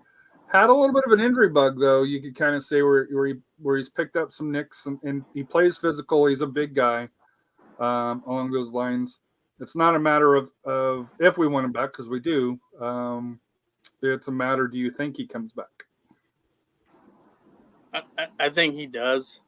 I think what hurt him, maybe if he stayed injury-free, I think MLS takes a look at him. One of the MLS teams takes a look at him. You know, Tinker's gonna want to sway because he has the size and he's good. He's good. I mean, at headers and stuff, very physical. But like you mentioned, I noticed that he was having a lot of problems with that hamstring, and maybe that might be a big turnoff for MLS to bring him, like especially when he's with the Whitecaps, to bring him back. So I think he'll come back here. If he can stay injury free, like I say, if he comes back, stays injury free, I will not be surprised he get called back up to the MLS. Your thoughts, Matt? I say he is. I feel like Tinker's gonna convince him to come back. They're buddies, man. I feel like he's gonna convince them. What about Shannon Gomez? To me, he was 31 matches played, 19 starts. I think he was a key during the playoffs, though. 25, so he's kind of on that fringe for MLS. National team player. Your thoughts? 2 goals, 5 assists for him. Yeah, you bring him back. I mean, he was a key factor for a lot of, especially on our counterattacks, and especially also he was a great great coming back to defend too. He'd run back, slide tackles, take some balls away. I mean, he made some key defensive plays from that wing spot, and so I think he's an important piece to that puzzle from there on out. Him and Maloney complement each other on the wings because we give a lot of teams a lot of problems out there. You guys have failed this assignment, though, even before we get to Jordan Farr. Pretty much everybody outside of Dioff, Collier, and Beckford, you guys said, hey, he's coming back. Realistically, that's not happening. Let's be honest. Realistically, this is what, 3/4 of the team? Mm-hmm. You think? I don't know if 3/4 of the team comes back. Well, here's the thing: is like if you look at Louisville, they're bringing a lot of their core players. They are back. bringing a lot of people back, but that hasn't been San Antonio's history, though. And that could change. That changed this past year when they started doing those multi-year deals. Mm-hmm. Because remember, we would pull our hairs out because we'd be changing rosters every damn year. And I think front office kind of realized that, hey, you know what, we need to do what Louisville's doing, and also what Tampa's doing, and is to keep a core group, and that's why Louisville's been consistent, is keeping a core group of players, maybe 3/4 of their players, and then adding little pieces here and there, and that's why they've been in the finals the last few years. So I think what SAFC needs to do is take a page from that, and that they did take a little page of it a lot this past year with the signings. I think they need to do the same thing, because if you keep this team, we're gonna contend again. We'll be probably the top team again, and we probably could get a second championship. So if they're real serious about it, I think they need to look at what Louisville's done, and when we need to kind of do the same thing, and then build around whatever other pieces we can add. So I will tell you, I don't, and I know you guys did the list here. I don't think Nicky comes back. I don't think Josser comes back. I don't think Saïd Abdul Salam comes back. And I don't think Patino comes back. So I think those are the 4 out to thin down your list to get it more to what, Royce has kind of heard. I think Saïd Abdul Salam, I think, was close to retirement. And I think the only reason why, he came in is because they needed him for the late push here. But I get the feeling he was ready to kind of transition to it, to maybe he'll be kind of a Ryan Shandle role, where maybe kind of that coach, maybe with the academy, if that's what he's looking to do, along those lines. The last one here, Jordan Farr. Everybody wants him back. San Antonio, I believe, would want him back. But I also believe he's earned the opportunity out of all of the players. I think he's earned the opportunity, whether it's MLS or elsewhere, for a chance at first team or first division, soccer here. Do you see Jordan coming back? We'll start with you, Matt, because you're pretty friendly with him. You and Robert in the bunker. Maybe he whispered sweet things in your ears during the celebration. I protect that guy's ribs from hitting the dang drum, man. But I wish, I hope, I'm praying, yes, he comes back. But like you said, he's proven himself top tier. To me, he gets the Pirano marking here. So I would definitely say that. Yeah. I hope, like I said, be a great Christmas miracle. Best start to the new year. But that's if he doesn't want to maybe stay home, be with his new daughter. Or if he wants to try up there in MLS, or maybe go out towards out of North America. I would say it's just like Pirano. It's exactly like Pirano. It's a yes, and I just feel like I'll still switch somewhere else. Josh Cohen played in Champions League. Go overseas. Now he's got a young family. I don't know if that probably plays a huge part in it as well. Rafa, goalkeeper coach. I think there's an MLS team that has him on the radar, as a backup. But hopefully, maybe he'll, like I said, does get the opportunity to transition to becoming a starter.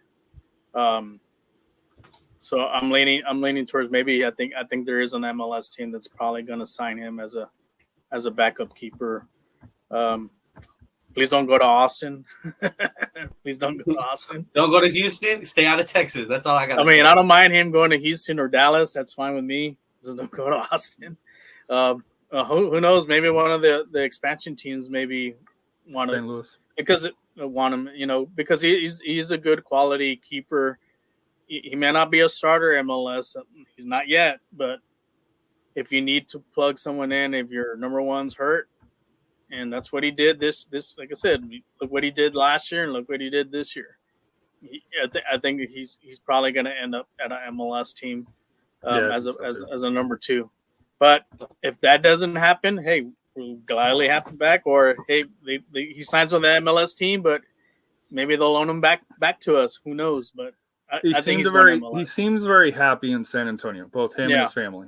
So now we already know he's gonna command top dollar to stick around for that here. Academy kids, I'm not gonna really go over because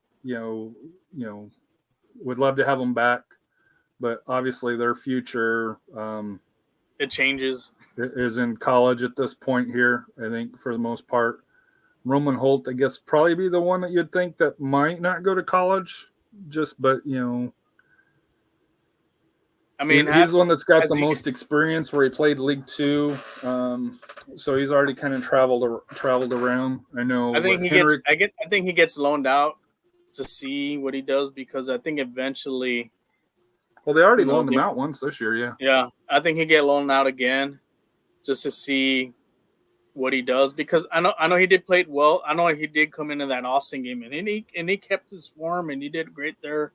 I mean, normally a young player of that would buckle, and make mistakes, but he pulled through there. But I think he needs playing time. So I think more than likely you probably don't be surprised if he goes to like a League One team. So that way he can get some more, get the playing time that he needs there, and then develop, and then maybe he is the future for SAFC or maybe somewhere else. So I think out of all the academy players, I think he's the only one that probably ends up signing. Another comment from Austin Knight: as long as it's not broccoli. So I will say this, and if I'm Austin FC, I try to sign him, because let's be honest, and I know we're a San Antonio FC show, but to be fair, Austin and San Antonio both claim each other's area as their market, and that's part of the reason why San Antonio most likely will never get an MLS team. Is it could be an inroad to try to help nurture fans to like Austin FC for that here. So I could see Austin FC trying to make a move for him. I personally hope it doesn't happen, personally for me, but we can see. Moving on, World Cup. Rafa, you've got some explaining to do about Mexico. U.S. is sitting comfortably at this point after today's victory here. But let's go through the groups. Group A, Netherlands won the group 7 points. Will place the United States. Hold on. We're doing World Cup. I got to change my shirt. Okay, go ahead. Senegal got second with 6 points. Ecuador, 4 points, which kind of surprisingly, 4 points normally get you in the rotation to move on. And last, and everybody's extremely happy, Qatar, 0-3, -6. Allegedly the worst World Cup host on record, and I don't think anybody's complaining about that. Probably the last time you ever see him, so. Probably. So, any surprises, Rafa and Matt? I think we know Holland was going to win that group. Look at the quality players that they have. I was a little surprised that Senegal. I mean, it was going to compete between Senegal and Ecuador. Mm-hmm. No, that was my surprise. That was a great game today. It was back and forth, and kudos to Ecuador, because like I said, they had a lot of flack. I mean, they got it come out of Como Ball in the South American qualifications. Keep an eye on that team in 2026, because I think they're the third youngest team in the World Cup. They have quality players. They've done really well in playing against the other South American teams. Keep an eye on them. They may be a spoiler in 2026. Group B, a tougher group than I think most people thought. England, convincing, although I don't think they're as convincing as the record says. 7 points plus 7 goal difference. United States, 1-2-0, so 5 points. Iran, 3 points, so 1 win, 2 losses. And the Wales, I'm not disappointed in the Wales. I didn't think they were as good as everybody touted them to be, but going in, Wales were considered, to be right there with the U.S. But I think we saw the Wales just as a team didn't have the same depth, didn't have the same quality than U.S. and Iran, and really, take away Zimmerman's, silly foul in the box again. They could have been 0-3 and scoreless in the World Cup, because their only goal was that PK by Gareth Bale. So, your thoughts on Group B? I know both of you are huge American fans here for that here, or will be. You're the anti-Landon Donovans, where you'll be becoming U.S. fans here, after tomorrow morning. So España. Have That's España. what I was gonna say. and Portuguese too. So, But also- I think, like I said, England was going to be the favorite, and I think the U.S. I think, like you mentioned, they had a little more depth than Wales. I think Wales, they're an aging team. They just couldn't really muster anything. And I didn't think think, of the. I didn't. Like I said, it was going to I come thought down they to were the weakest team heading in, and it proved out that they're the weakest team. they were Iran. overhyped. Iran was kind of like a wild card because you just don't see them. You don't know what they bring. But like I said, I think the U.S. had a little. Like I said, they have the advantage as far as those other teams because of depth, and I'm kind of, and I knew they would probably get that second place. The key game was beating. As long as they beat Wales or they got a positive result, against also Iran, they were going to pull through because I just did not see, the other two going in. And like I said, now Wales can enjoy going golfing now with Bale, for here in December. I will say this, and I'm not a huge fan of Berhalter. I think he's holding this team back. I don't think people are respecting the United States defense and the tactics that they play, because that midfield and then not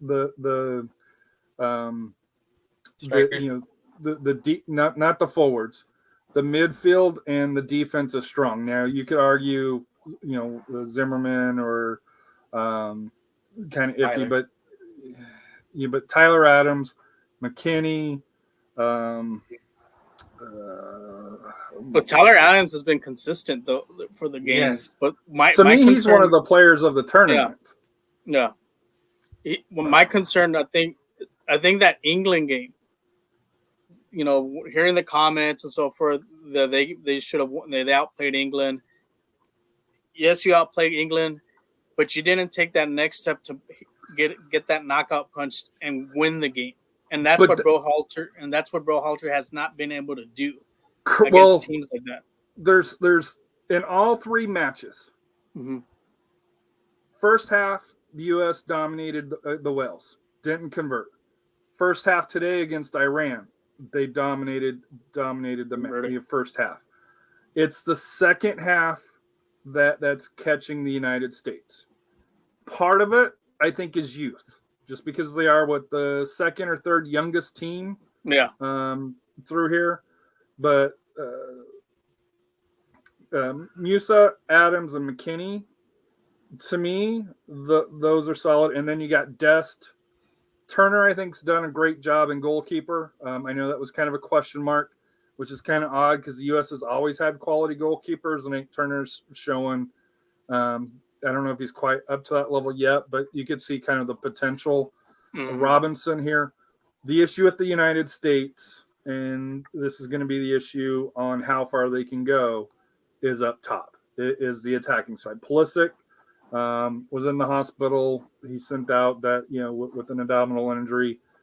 You gotta wonder if he'll make it on Saturday. He said that he will. Sargent, I thought he played well today, but I don't know if you saw how he went out. He got hurt too. You gotta he was walking off the pitch, which is good, but there was some hyperextension in that area, and Timmy Weah, has been solid. Nasty. So, do you think that Berhalter messed up not bringing Pepe in because they don't have? Well, it's not even Pepe. What about Ferreira? Yeah, that too. Ferreira's there, right? But he hasn't played a minute. Why? What about Gio Reyna? Yeah, that's another one too. Like he's to me, I said he was our possibly best player going in from Dortmund. He didn't play against Wales. He didn't play against Iran. He did play a little bit against England. But if you notice one thing, those are all your switchers. They could have played with Mexico, but look where they chose. And the way that really has really not to do with that. But if you're gonna have a stacked team, if Gio Reyna's hurt, and then why have him on the team? But allegedly he's not hurt, and I know there's a whole Ronaldo and story coming out, and this is where we're gonna have to get Royce on to kind of discuss this here, hopefully next week at some point. to kind of discuss, because he follows the U.S. men's national team better than I do. To me, reason why he hasn't played, and this is I love Dan Vaughn from Protagonist Soccer and through there, and he seems to be on the cheerleader. He seems to be the president of the Greg Berhalter fan club. I just don't see it. It's kind of like Southgate with England. I think both England and the United States, talent-wise, are not playing to what their talent is. And in my opinion, both are being held back by coaches. And it's the tactical aspect of it. At this level, playing in the World Cup, especially when you get to the knockout rounds, managers matter. Being able to make the tactics, being able to read the game, be able to know when to put substitutions in and know which to pull. And I think Greg Berhalter at the start of the match has done everything right. How U.S. has started, you can't really find any fault with. But it's the in-game adjustments, it's the substitutions. As a U.S. fan, it has me frustrated because you can see the potential of this team. And this team, and I know Fox kind of debated this, that this team's built for 2026. If you really look at it, this team is building for 2026, and because that's when most of these players will be in their prime. Now that's 4 years away, 3.5 years away from now, and we know injuries and form and will probably change a little bit. But the talent on the United States has that potential to be kind of where, like how England is looked at right now, where they were heavy favorites, going in on the group. Hopefully the United States could be that next, in 2026. Well, if you look at the next game, them playing Holland, right? Berhalter's going against Louis van Gaal. Louis van Gaal is one of the best coaches, one of the premier coaches in Europe. Oh, come on, Greg is going to do great. Look at his track record, and I think if you look at the Dutch team, they're kind of similar with the U.S. with the youth. They're doing a youth move because they didn't make the last World Cup. So that's going to come down to the coaching and do you stick with Berhalter after this World Cup? I heard rumblings of possibly Cherundolo maybe taking over. And that's the thing. Same thing with England with Southgate. Southgate need to get rid of him. Go. Yeah, they need someone at more par to those players' level to take them up. I love it as a U.S. fan, but watching England melt down over the draw against the United States, and even England fans saw that that the United States was the better team on that day. And like I said, for the United States, 3 matches played, 2 goals scored. Hell, they only had 2 shots on goal prior to today. But they've only allowed 1 goal, and that goal was a PK. Yeah. They could be very easily 3 matches in, no goals allowed, which I think that'll be very interesting going against Holland, who, also very tough defensively, 5 goals scored, 1 goal allowed. So it'll be a tough matchup for that here, where I think, the England-Senegal match, you're probably going to see a lot more fireworks and a lot more goals going into it. The United States, I think, could be one of those, 1-0, wins. And this goes to extra time, right, in the knockout stage. So it could be one where it goes, very late, 0-0 for that here. We'll move to your guys' favorite group, Group C, Poland. First place, 1 win, 1 draw, 4 points. Argentina, 1 win, 1 loss, 3 points. Saudi Arabia, 1 win, 1 loss, 3 points. And where's Mexico?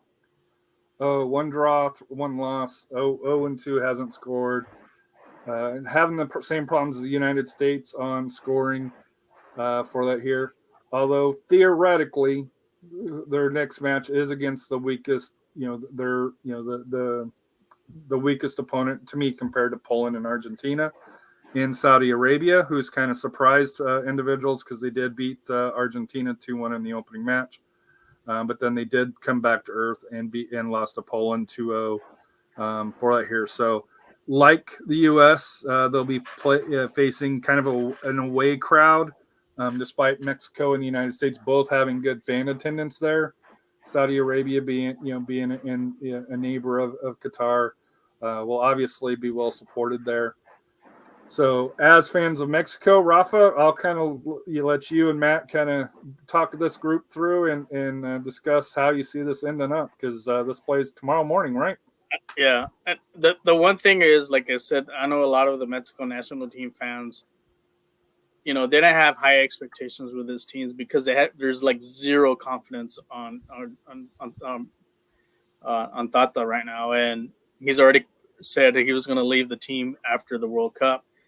And there were some discussions on, if you have a chance to watch them on 2DN, they've had some prior coaches like do a little round table, and they discuss why this team is struggling, why this thing is, and there's a lot of factors to it. And honestly, to me, kind of looking back on everything, Mexico does have some talent, but there's some things that's caught up to them. I think honestly, Tata Martino should have been fired 18 months ago, and they should have brought in somebody else. You've been on that for a while. Yeah, and the thing, another issue that's coming up is that on that little roundtable they discuss. I think even the domestic league needs to be fixed because there is no promotion or relegation. Promoted in relegation. That's another thing that I think it's a factor. Another factor they mentioned about having too many foreign players in the league, and then also a consistent system as far as like from the national team to the U20s, U17s, and your Olympic teams. I think those are the four factors that's kind of plagued this team. Because if you look at the last two Olympics, Mexico's been in the top three teams, and they won the gold medal in London. And they question like, well, where are those players at? And a lot has to do, not fitting, not developing those players to the next step. And I think another point of them, they're not sending out. Here's where the U.S. is excelling right now. U.S. is exporting more players to Europe. Mexico hasn't really been exporting too many players out there, and that needs to change because there's very little. I mean, there's maybe not that many out there playing in Europe. Maybe like I said, like four, maybe 4 or 5. Like Chucky Lozano's at Napoli, Machin, he's at Ajax. Guardado's, he's at Betis, but he's already on the bad side of 30. So Hector was out there, but he came back, and he wasn't a factor there. Why is he playing 90 minutes? Can I ask that? Why is he playing 90 minutes? And that's what they question about that. When in that Argentina game, they played a great first half. Argentina couldn't muster any shots. They blocked. They didn't give any space for crosses and so forth. I think what kind of fell apart is when they made that change with Guardado got hurt. And then they put Eric Gutierrez, who doesn't have a lot of experience, because he had a markup on Messi. The one that should have done would have been Edson Alvarez, who we call him Machin, who plays for Ajax, and he's excelled there. He would have been the better substitute. And then when you check out Chucky Lozano and Vela, you basically lost your offense. And so they question a lot of his tactics. And for me at that game, they should have done, at a 0-0 half, go out and win the game. Go up, put your a couple number 9s up front. I know they're playing a 5-3-2. They should have switched over to a 4-3-3 and go for the win. Because you could have, if you win the game, guess what? You knock out Argentina. And he just was not, like I said, Tata Martino was just not very proactive and aggressive to do that, and that's why he's getting a lot of the criticism. Now, are they still alive? Yes, they're still alive because mathematically they can. I know I did see a preliminary lineup. They are going to switch over 4-3-3. They're going to start Henry Martin, who's actually had a great season with the Club America this year. I think he had like double-digit goals. And one of the questions is that they need to start playing some of their younger players. One player that I was surprised they left out was Diego Lainez. And they should have put him into the roster. He did great in the Olympics. He would have done well here because he's a creator outside with the ball, distributes and so forth. So they're gonna have to take a real deep look in the mirror, because, like I said, you're gonna be a co-host 3.5 years from now. You better do a good showing, because just getting, you need to get out of that group in the next World Cup and actually win a game and stuff. And Matt, I'll let you talk here in a minute. But I think as far as for 2026, because 2026 is such an important World Cup, because it's here in North America with Canada, United States, and Mexico all hosting here. And like I said, to me, it seems like the United States has passed Mexico, and I'm not even sure it's a question anymore along those lines here. I know the performance has been close. They're competitive matches, but I think if you look at the talent level, to me, at least at this point, as of the end of 2022, the talent you would have to say is better in the United States than it is in Mexico at this point. So, and I know that was what Rafa was kind of hitting at, but your thoughts on this World Cup and kind of along those lines of, obviously Mexico's got what they got for this World Cup, but what do they do? How do they help turn this around to where the gap kind of, closes back down? It's just like Rafa said, go back to your Olympic teams. Go back to the players that made the changes. To me, it's like I was telling Rafa today. I didn't expect anything. I wasn't expecting anything out of this team this year. I was just happy they made it. And honest to God, I was just happy to see. Like a United States fan. There. Not a United States fan, but I mean, that's how we were. Respectfully, I'm proud of them too for being keeping their foot on the pedal ever since Gold Cup and ever since all these wins that they've been getting this past year.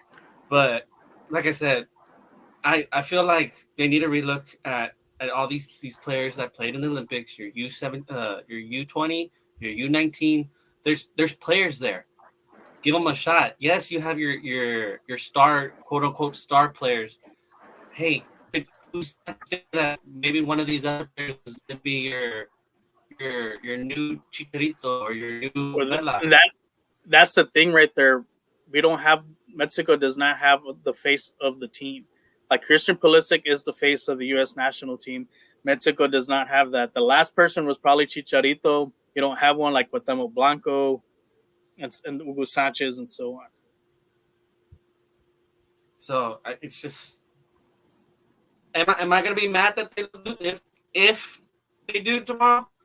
No, I wouldn't be mad, because in a way, and I would think Rafa was thinking the same thing. I feel like they shot themselves in the foot for not getting rid of Tata. That's just me. Is there any reason why they didn't do it? Because it seemed like historically Mexico changes managers. That was brought up, Harry, actually, by that group, by Volpe and Javier Aguirre. They were former managers of the national team. There's like, why can't we have a coach that remains the same? Kind of like Germany's coach. What's his name? The one that loves picking his nose. Ludi Low. Low, yeah. If you look at Ludi Low, he was there for a very long time. Mm-hmm.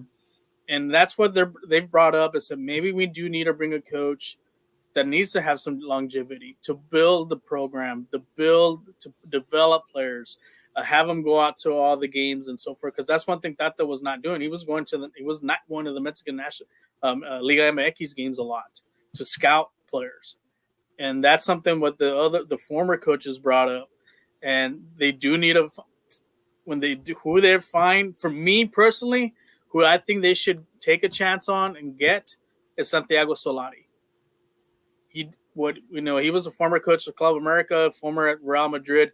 When he took over Club America, he really turned around that program, made him play like that European style. What hurt him at the end was a lot of injuries. But he's the one. But he knows how to develop players. And I think if they're going to make that next step ready for 2026, I think he's a key coach to get. There's other ones. Jimmy Lozano's another one. He did well in the Olympics. And here's the thing with Mexico, like they've already won 2 World Cups with the U teams. and that should have materialized more, More success on the World Cup level. But and that hasn't, and we haven't seen that. So, like Matt, like I talked to Matt about it, is like they're really gonna have to key on how to develop players, within a certain system, not necessarily a system, but the way to do things. And I think they also need to reach out. Maybe I know like some of the Liga MX teams have reached out. I know with me being part of Club America, when I coached with them for the academy, they were working a lot with Ajax as far as how to to develop players, and because they brought their coaches there in Mexico City, how to develop the systems of play and so forth. So that's what they need to do, but they need to start exporting more players to Europe, and that's what the U.S. national team has an advantage. You look at Weston McKennie playing for Juventus, Serginho Dest. I'm sure Barcelona is now kicking themselves in the butt, letting them go to AC Milan. Pulisic, who maybe end up being at Man U, Sargent's and doing well in Germany. So that's what they need to start doing, is develop players to send them out. That way they can play in Europa League and Champions League, because that's where you're going to get battle tested going into these type of competitions. Let me ask this question, and I don't want to be anti-MLS for this here, but do you think the relationship between the Mexican Federation and MLS has negatively impacted not only the Mexican national team, but also Liga MX overall? And I know why they're doing it, because they see the dollars here in the United States, and the reverse for for MLS is the viewership numbers, from Mexico. So I understand why they're doing it, but to me, the elephant in the room is around the time that Mexico Federation started. I don't want to say partnering with the United States Federation, but working more closely. For me personally, from an outsider, you've seen Mexico kind of slide down a little bit. Is that a fair assessment? I know you guys follow Mexico a lot closer than I do. I think what comes down to is, and like I said, Gaeta made a good point, is the amount of foreign players in Liga MX. I think that's kind of hurt and taking spots away from a lot of domestic players. And I know I hear the complaints about that. And MLS is kind of worried about that, because eventually it's going to, like I said, look at Messi. Messi might be coming to Inter Miami. I want to go see Messi play. I won't lie.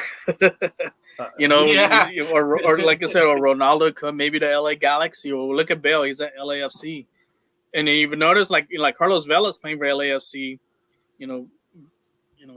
That's the thing. There's key players that should be on this team, but because of personal issues, they're not.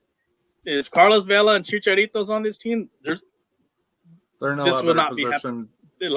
They've scored a goal. Right now, they haven't scored a goal. Yeah. They score goals with those guys. And I think with these personal, it's kind of like in 2006 when La Volta didn't take Cuauhtemoc Blanco. That was a huge mistake, because you saw what he did in the 2010. He took care of business against France and helped get the winning goal. So those things need to be fixed, with these little personal grudges. I think also Liga MX, as far as, they need to start not worry about too much about money. I know it's a good thing working with MLS, because it's a good relationship, because you're trying to build the game. But if you're going to build a game, you better build your domestic players, and you got to give them more opportunities and kind of follow what MLS is doing. And that's what thing I don't, I'm not going to criticize you. Give props to MLS. They are developing players, more domestic players. And, I've seen, academy teams. Like I said, I was part of Club America Academy here in San Antonio.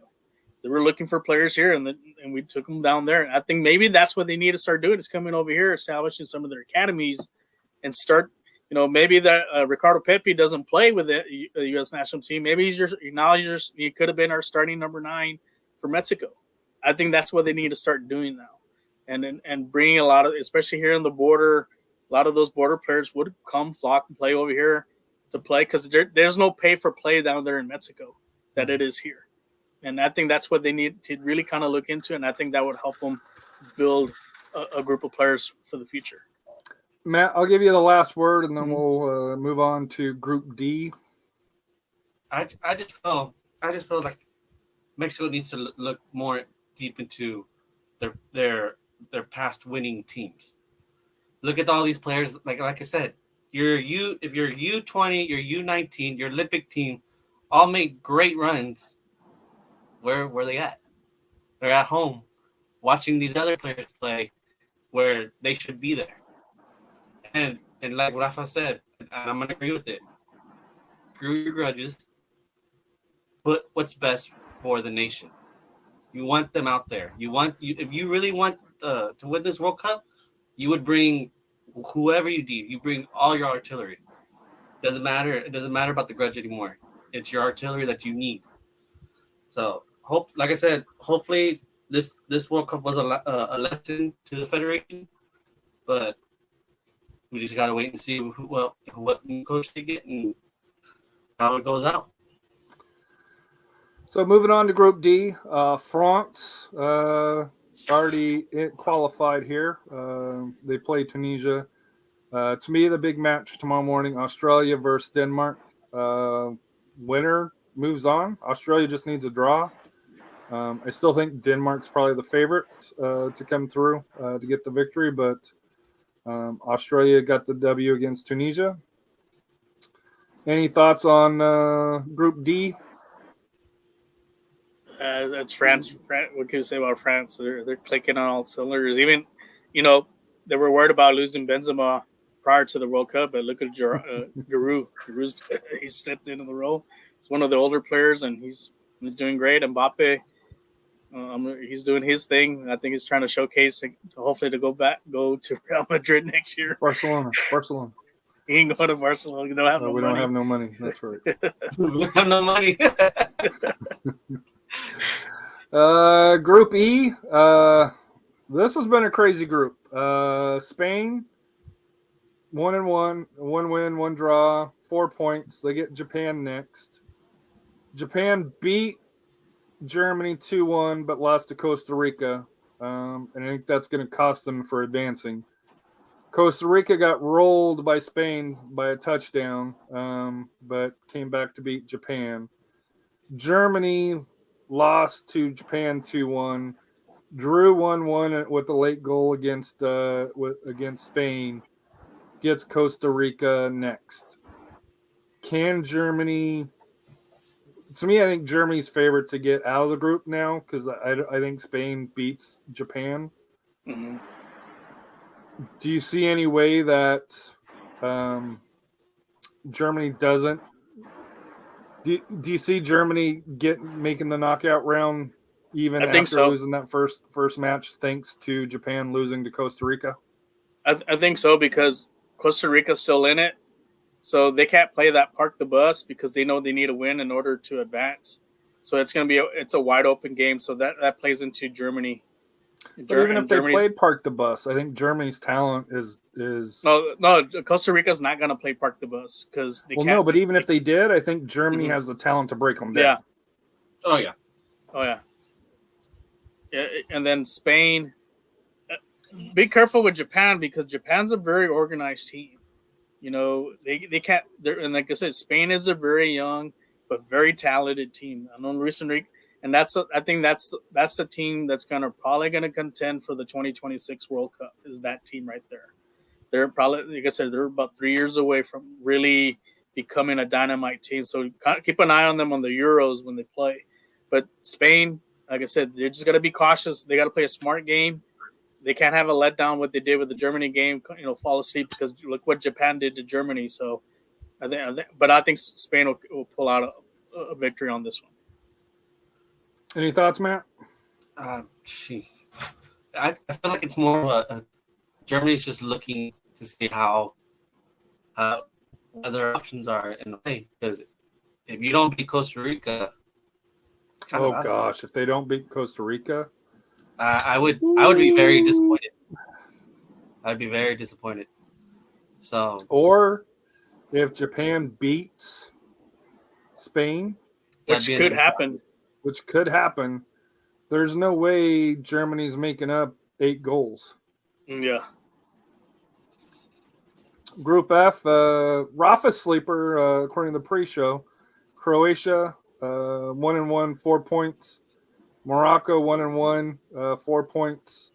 Belgium, 3 points. And Canada. What happened? You won CONCACAF, but What happened?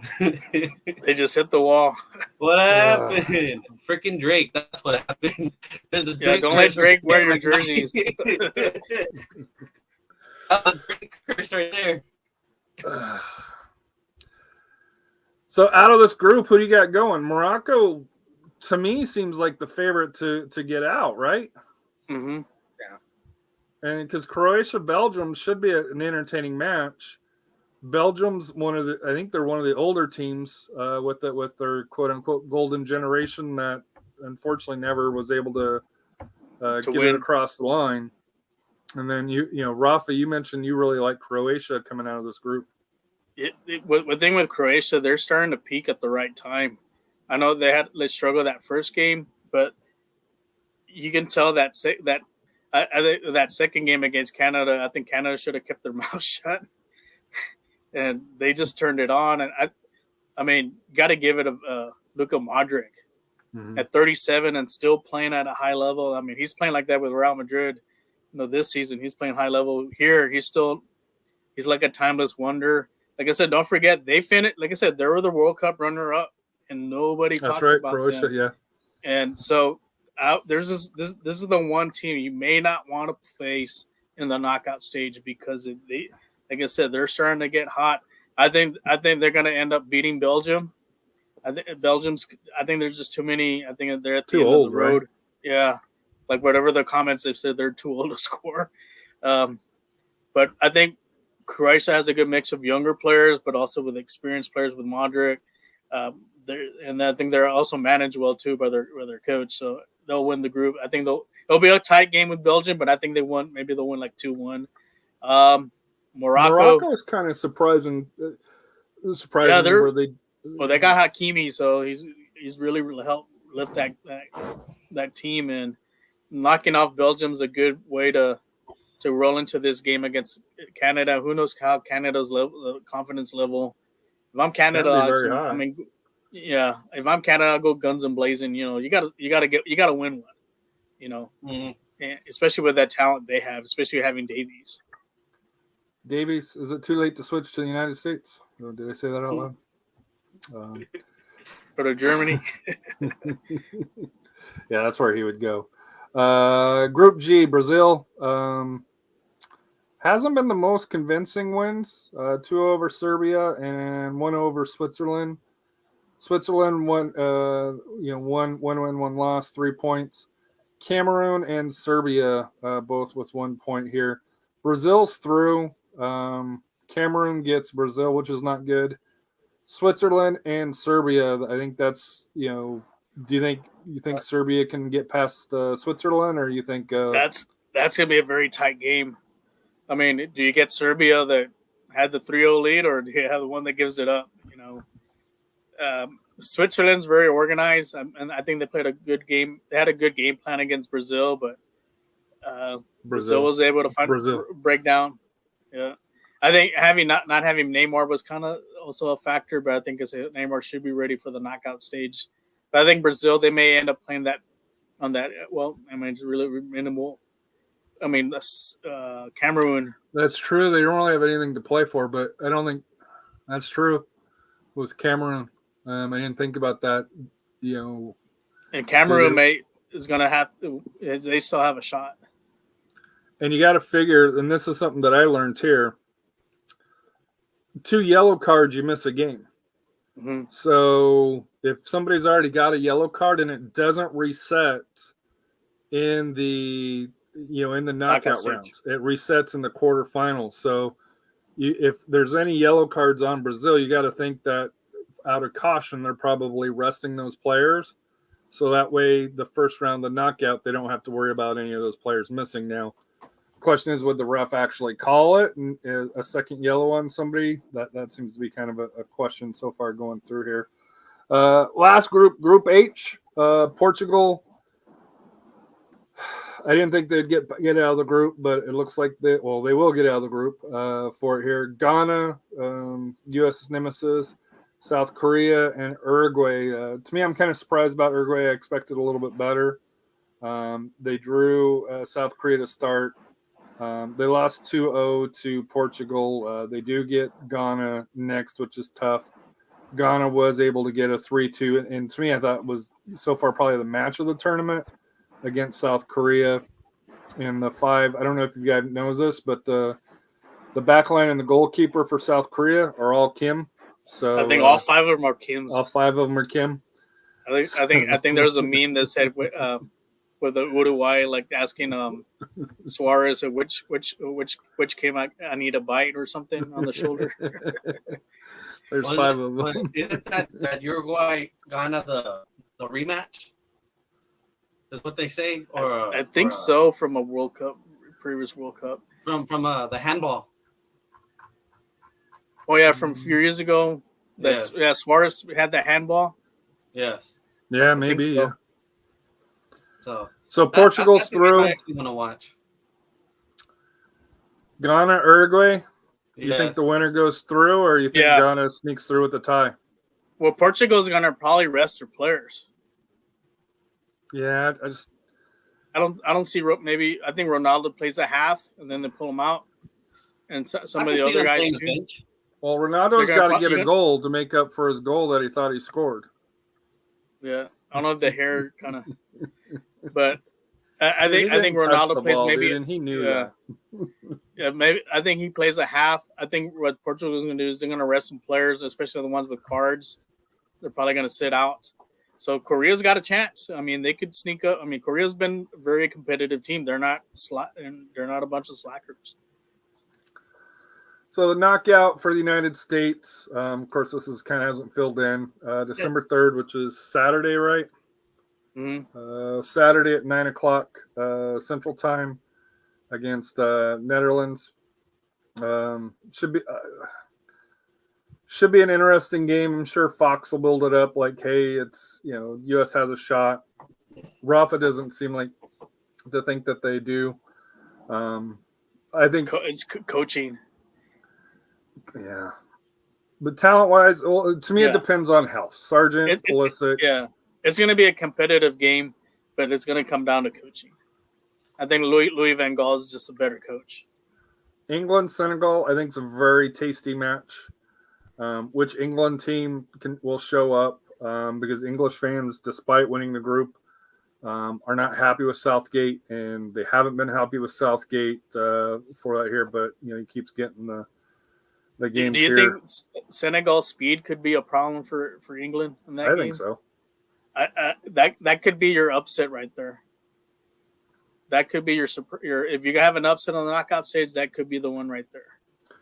So on Saturday, the second match, C and D, 1C would be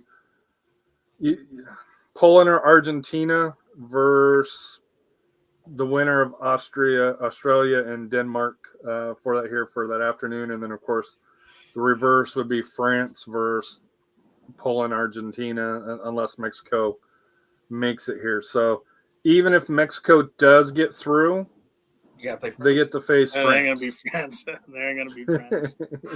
Which would be a Sunday 9:00 game as well. Yeah. So. Yeah, they won't be France unless some miracle happens. But imagine Argentina and France. Well, we already talked about down here in the round of quarterfinals. It's going to be Spain and Brazil. Yeah. If everything holds.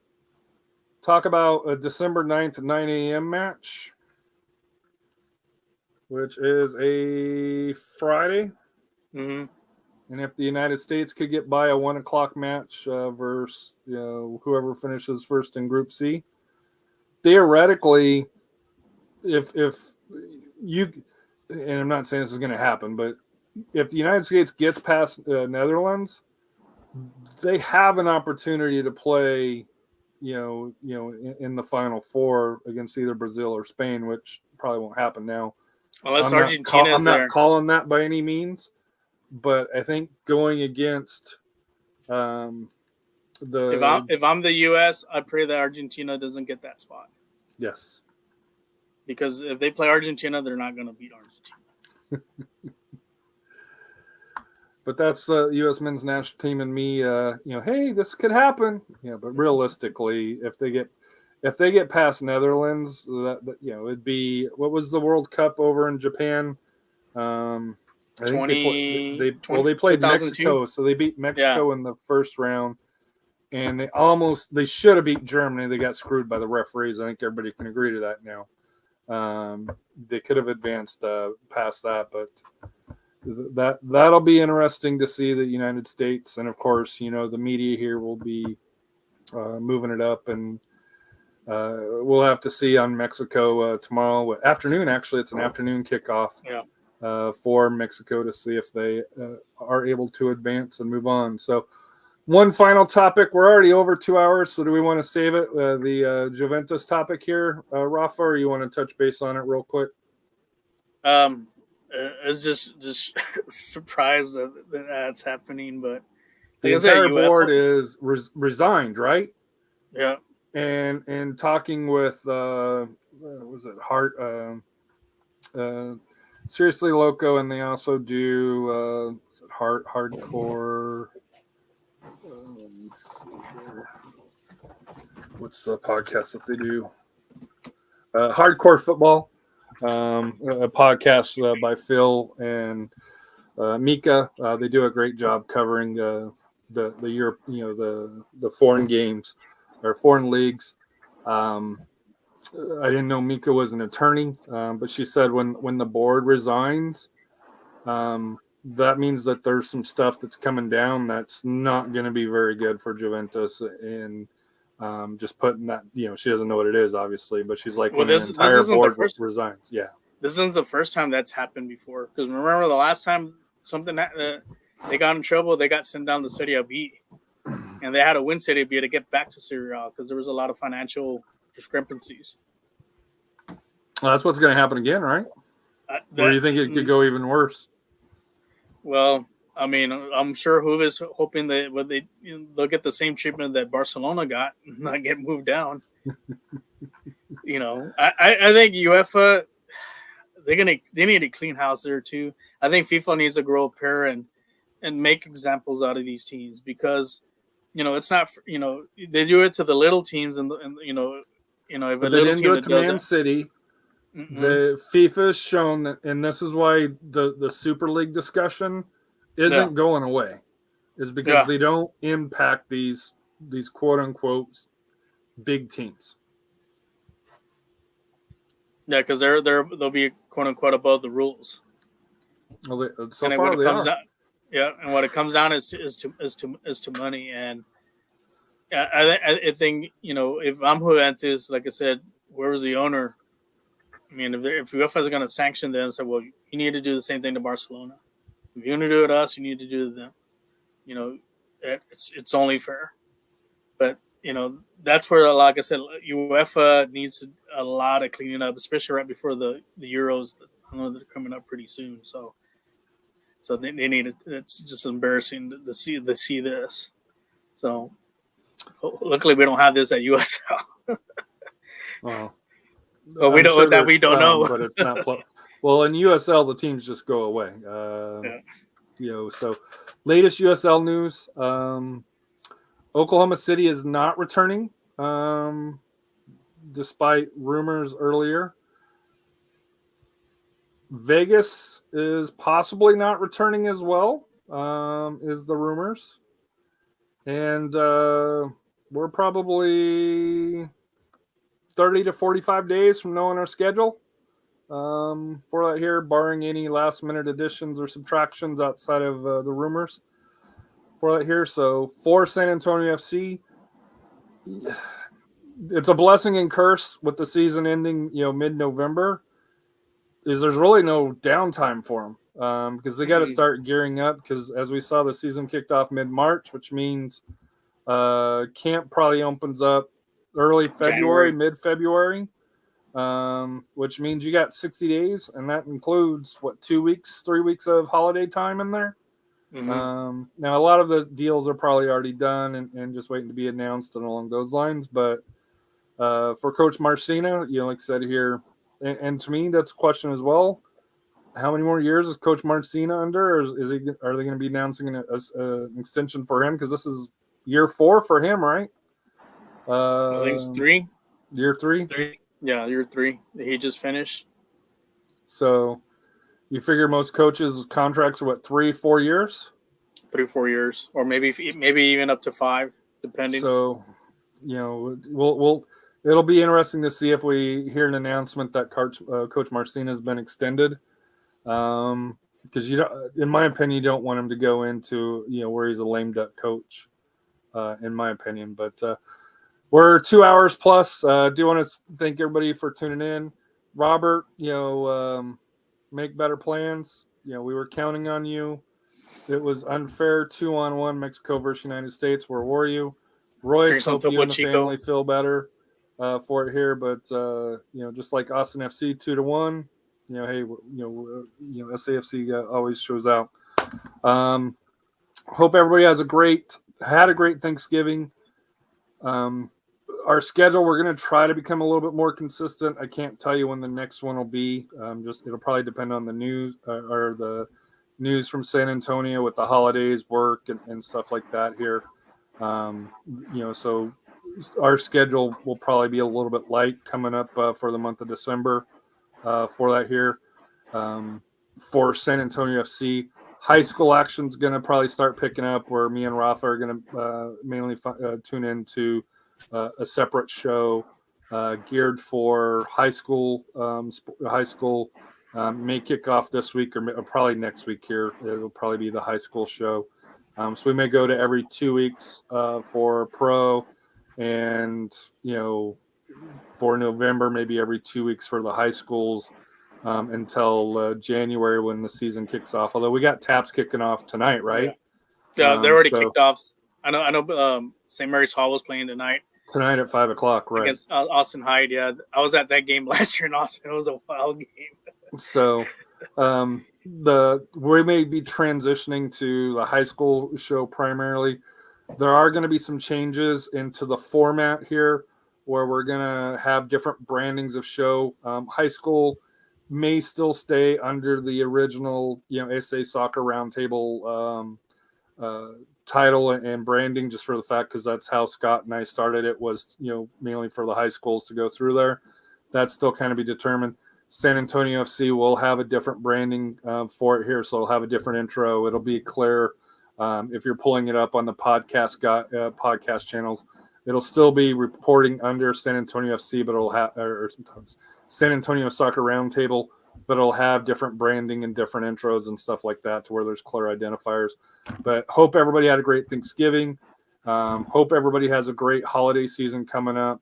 As we all know, be kind, love your family, spend time with your family, because unfortunately, Rafa and I both know that sometimes the alarm goes off a little sooner than we expect, for that here. So, Rafa, any final thoughts? Matt, any final thoughts, or are we able to go ahead and end the show at this time?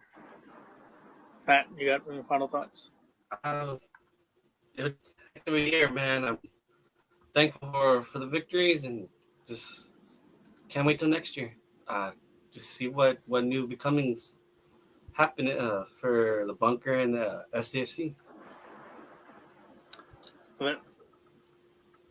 Yeah, my final thought, like I said, don't forget tune in tomorrow for the 50-50 podcast because I'll be on there. We're going to be talking statewide soccer. We're going to go over just a little preview, and then also any teams out there want us to stream your game, hit us up on Twitter.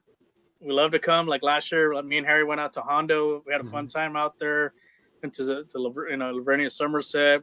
Me and Coach Condo did some great games. I'm sure me and Matt were probably going to do live stream some games together too. I can travel this year, so we can. Yeah, so we'll have a different title for that for the live streams. But hey, if there's a game out there, let us know. I know we did the Ian's Cup last year, so hit us up. We're looking for it, and be ready for the power rankings pretty soon.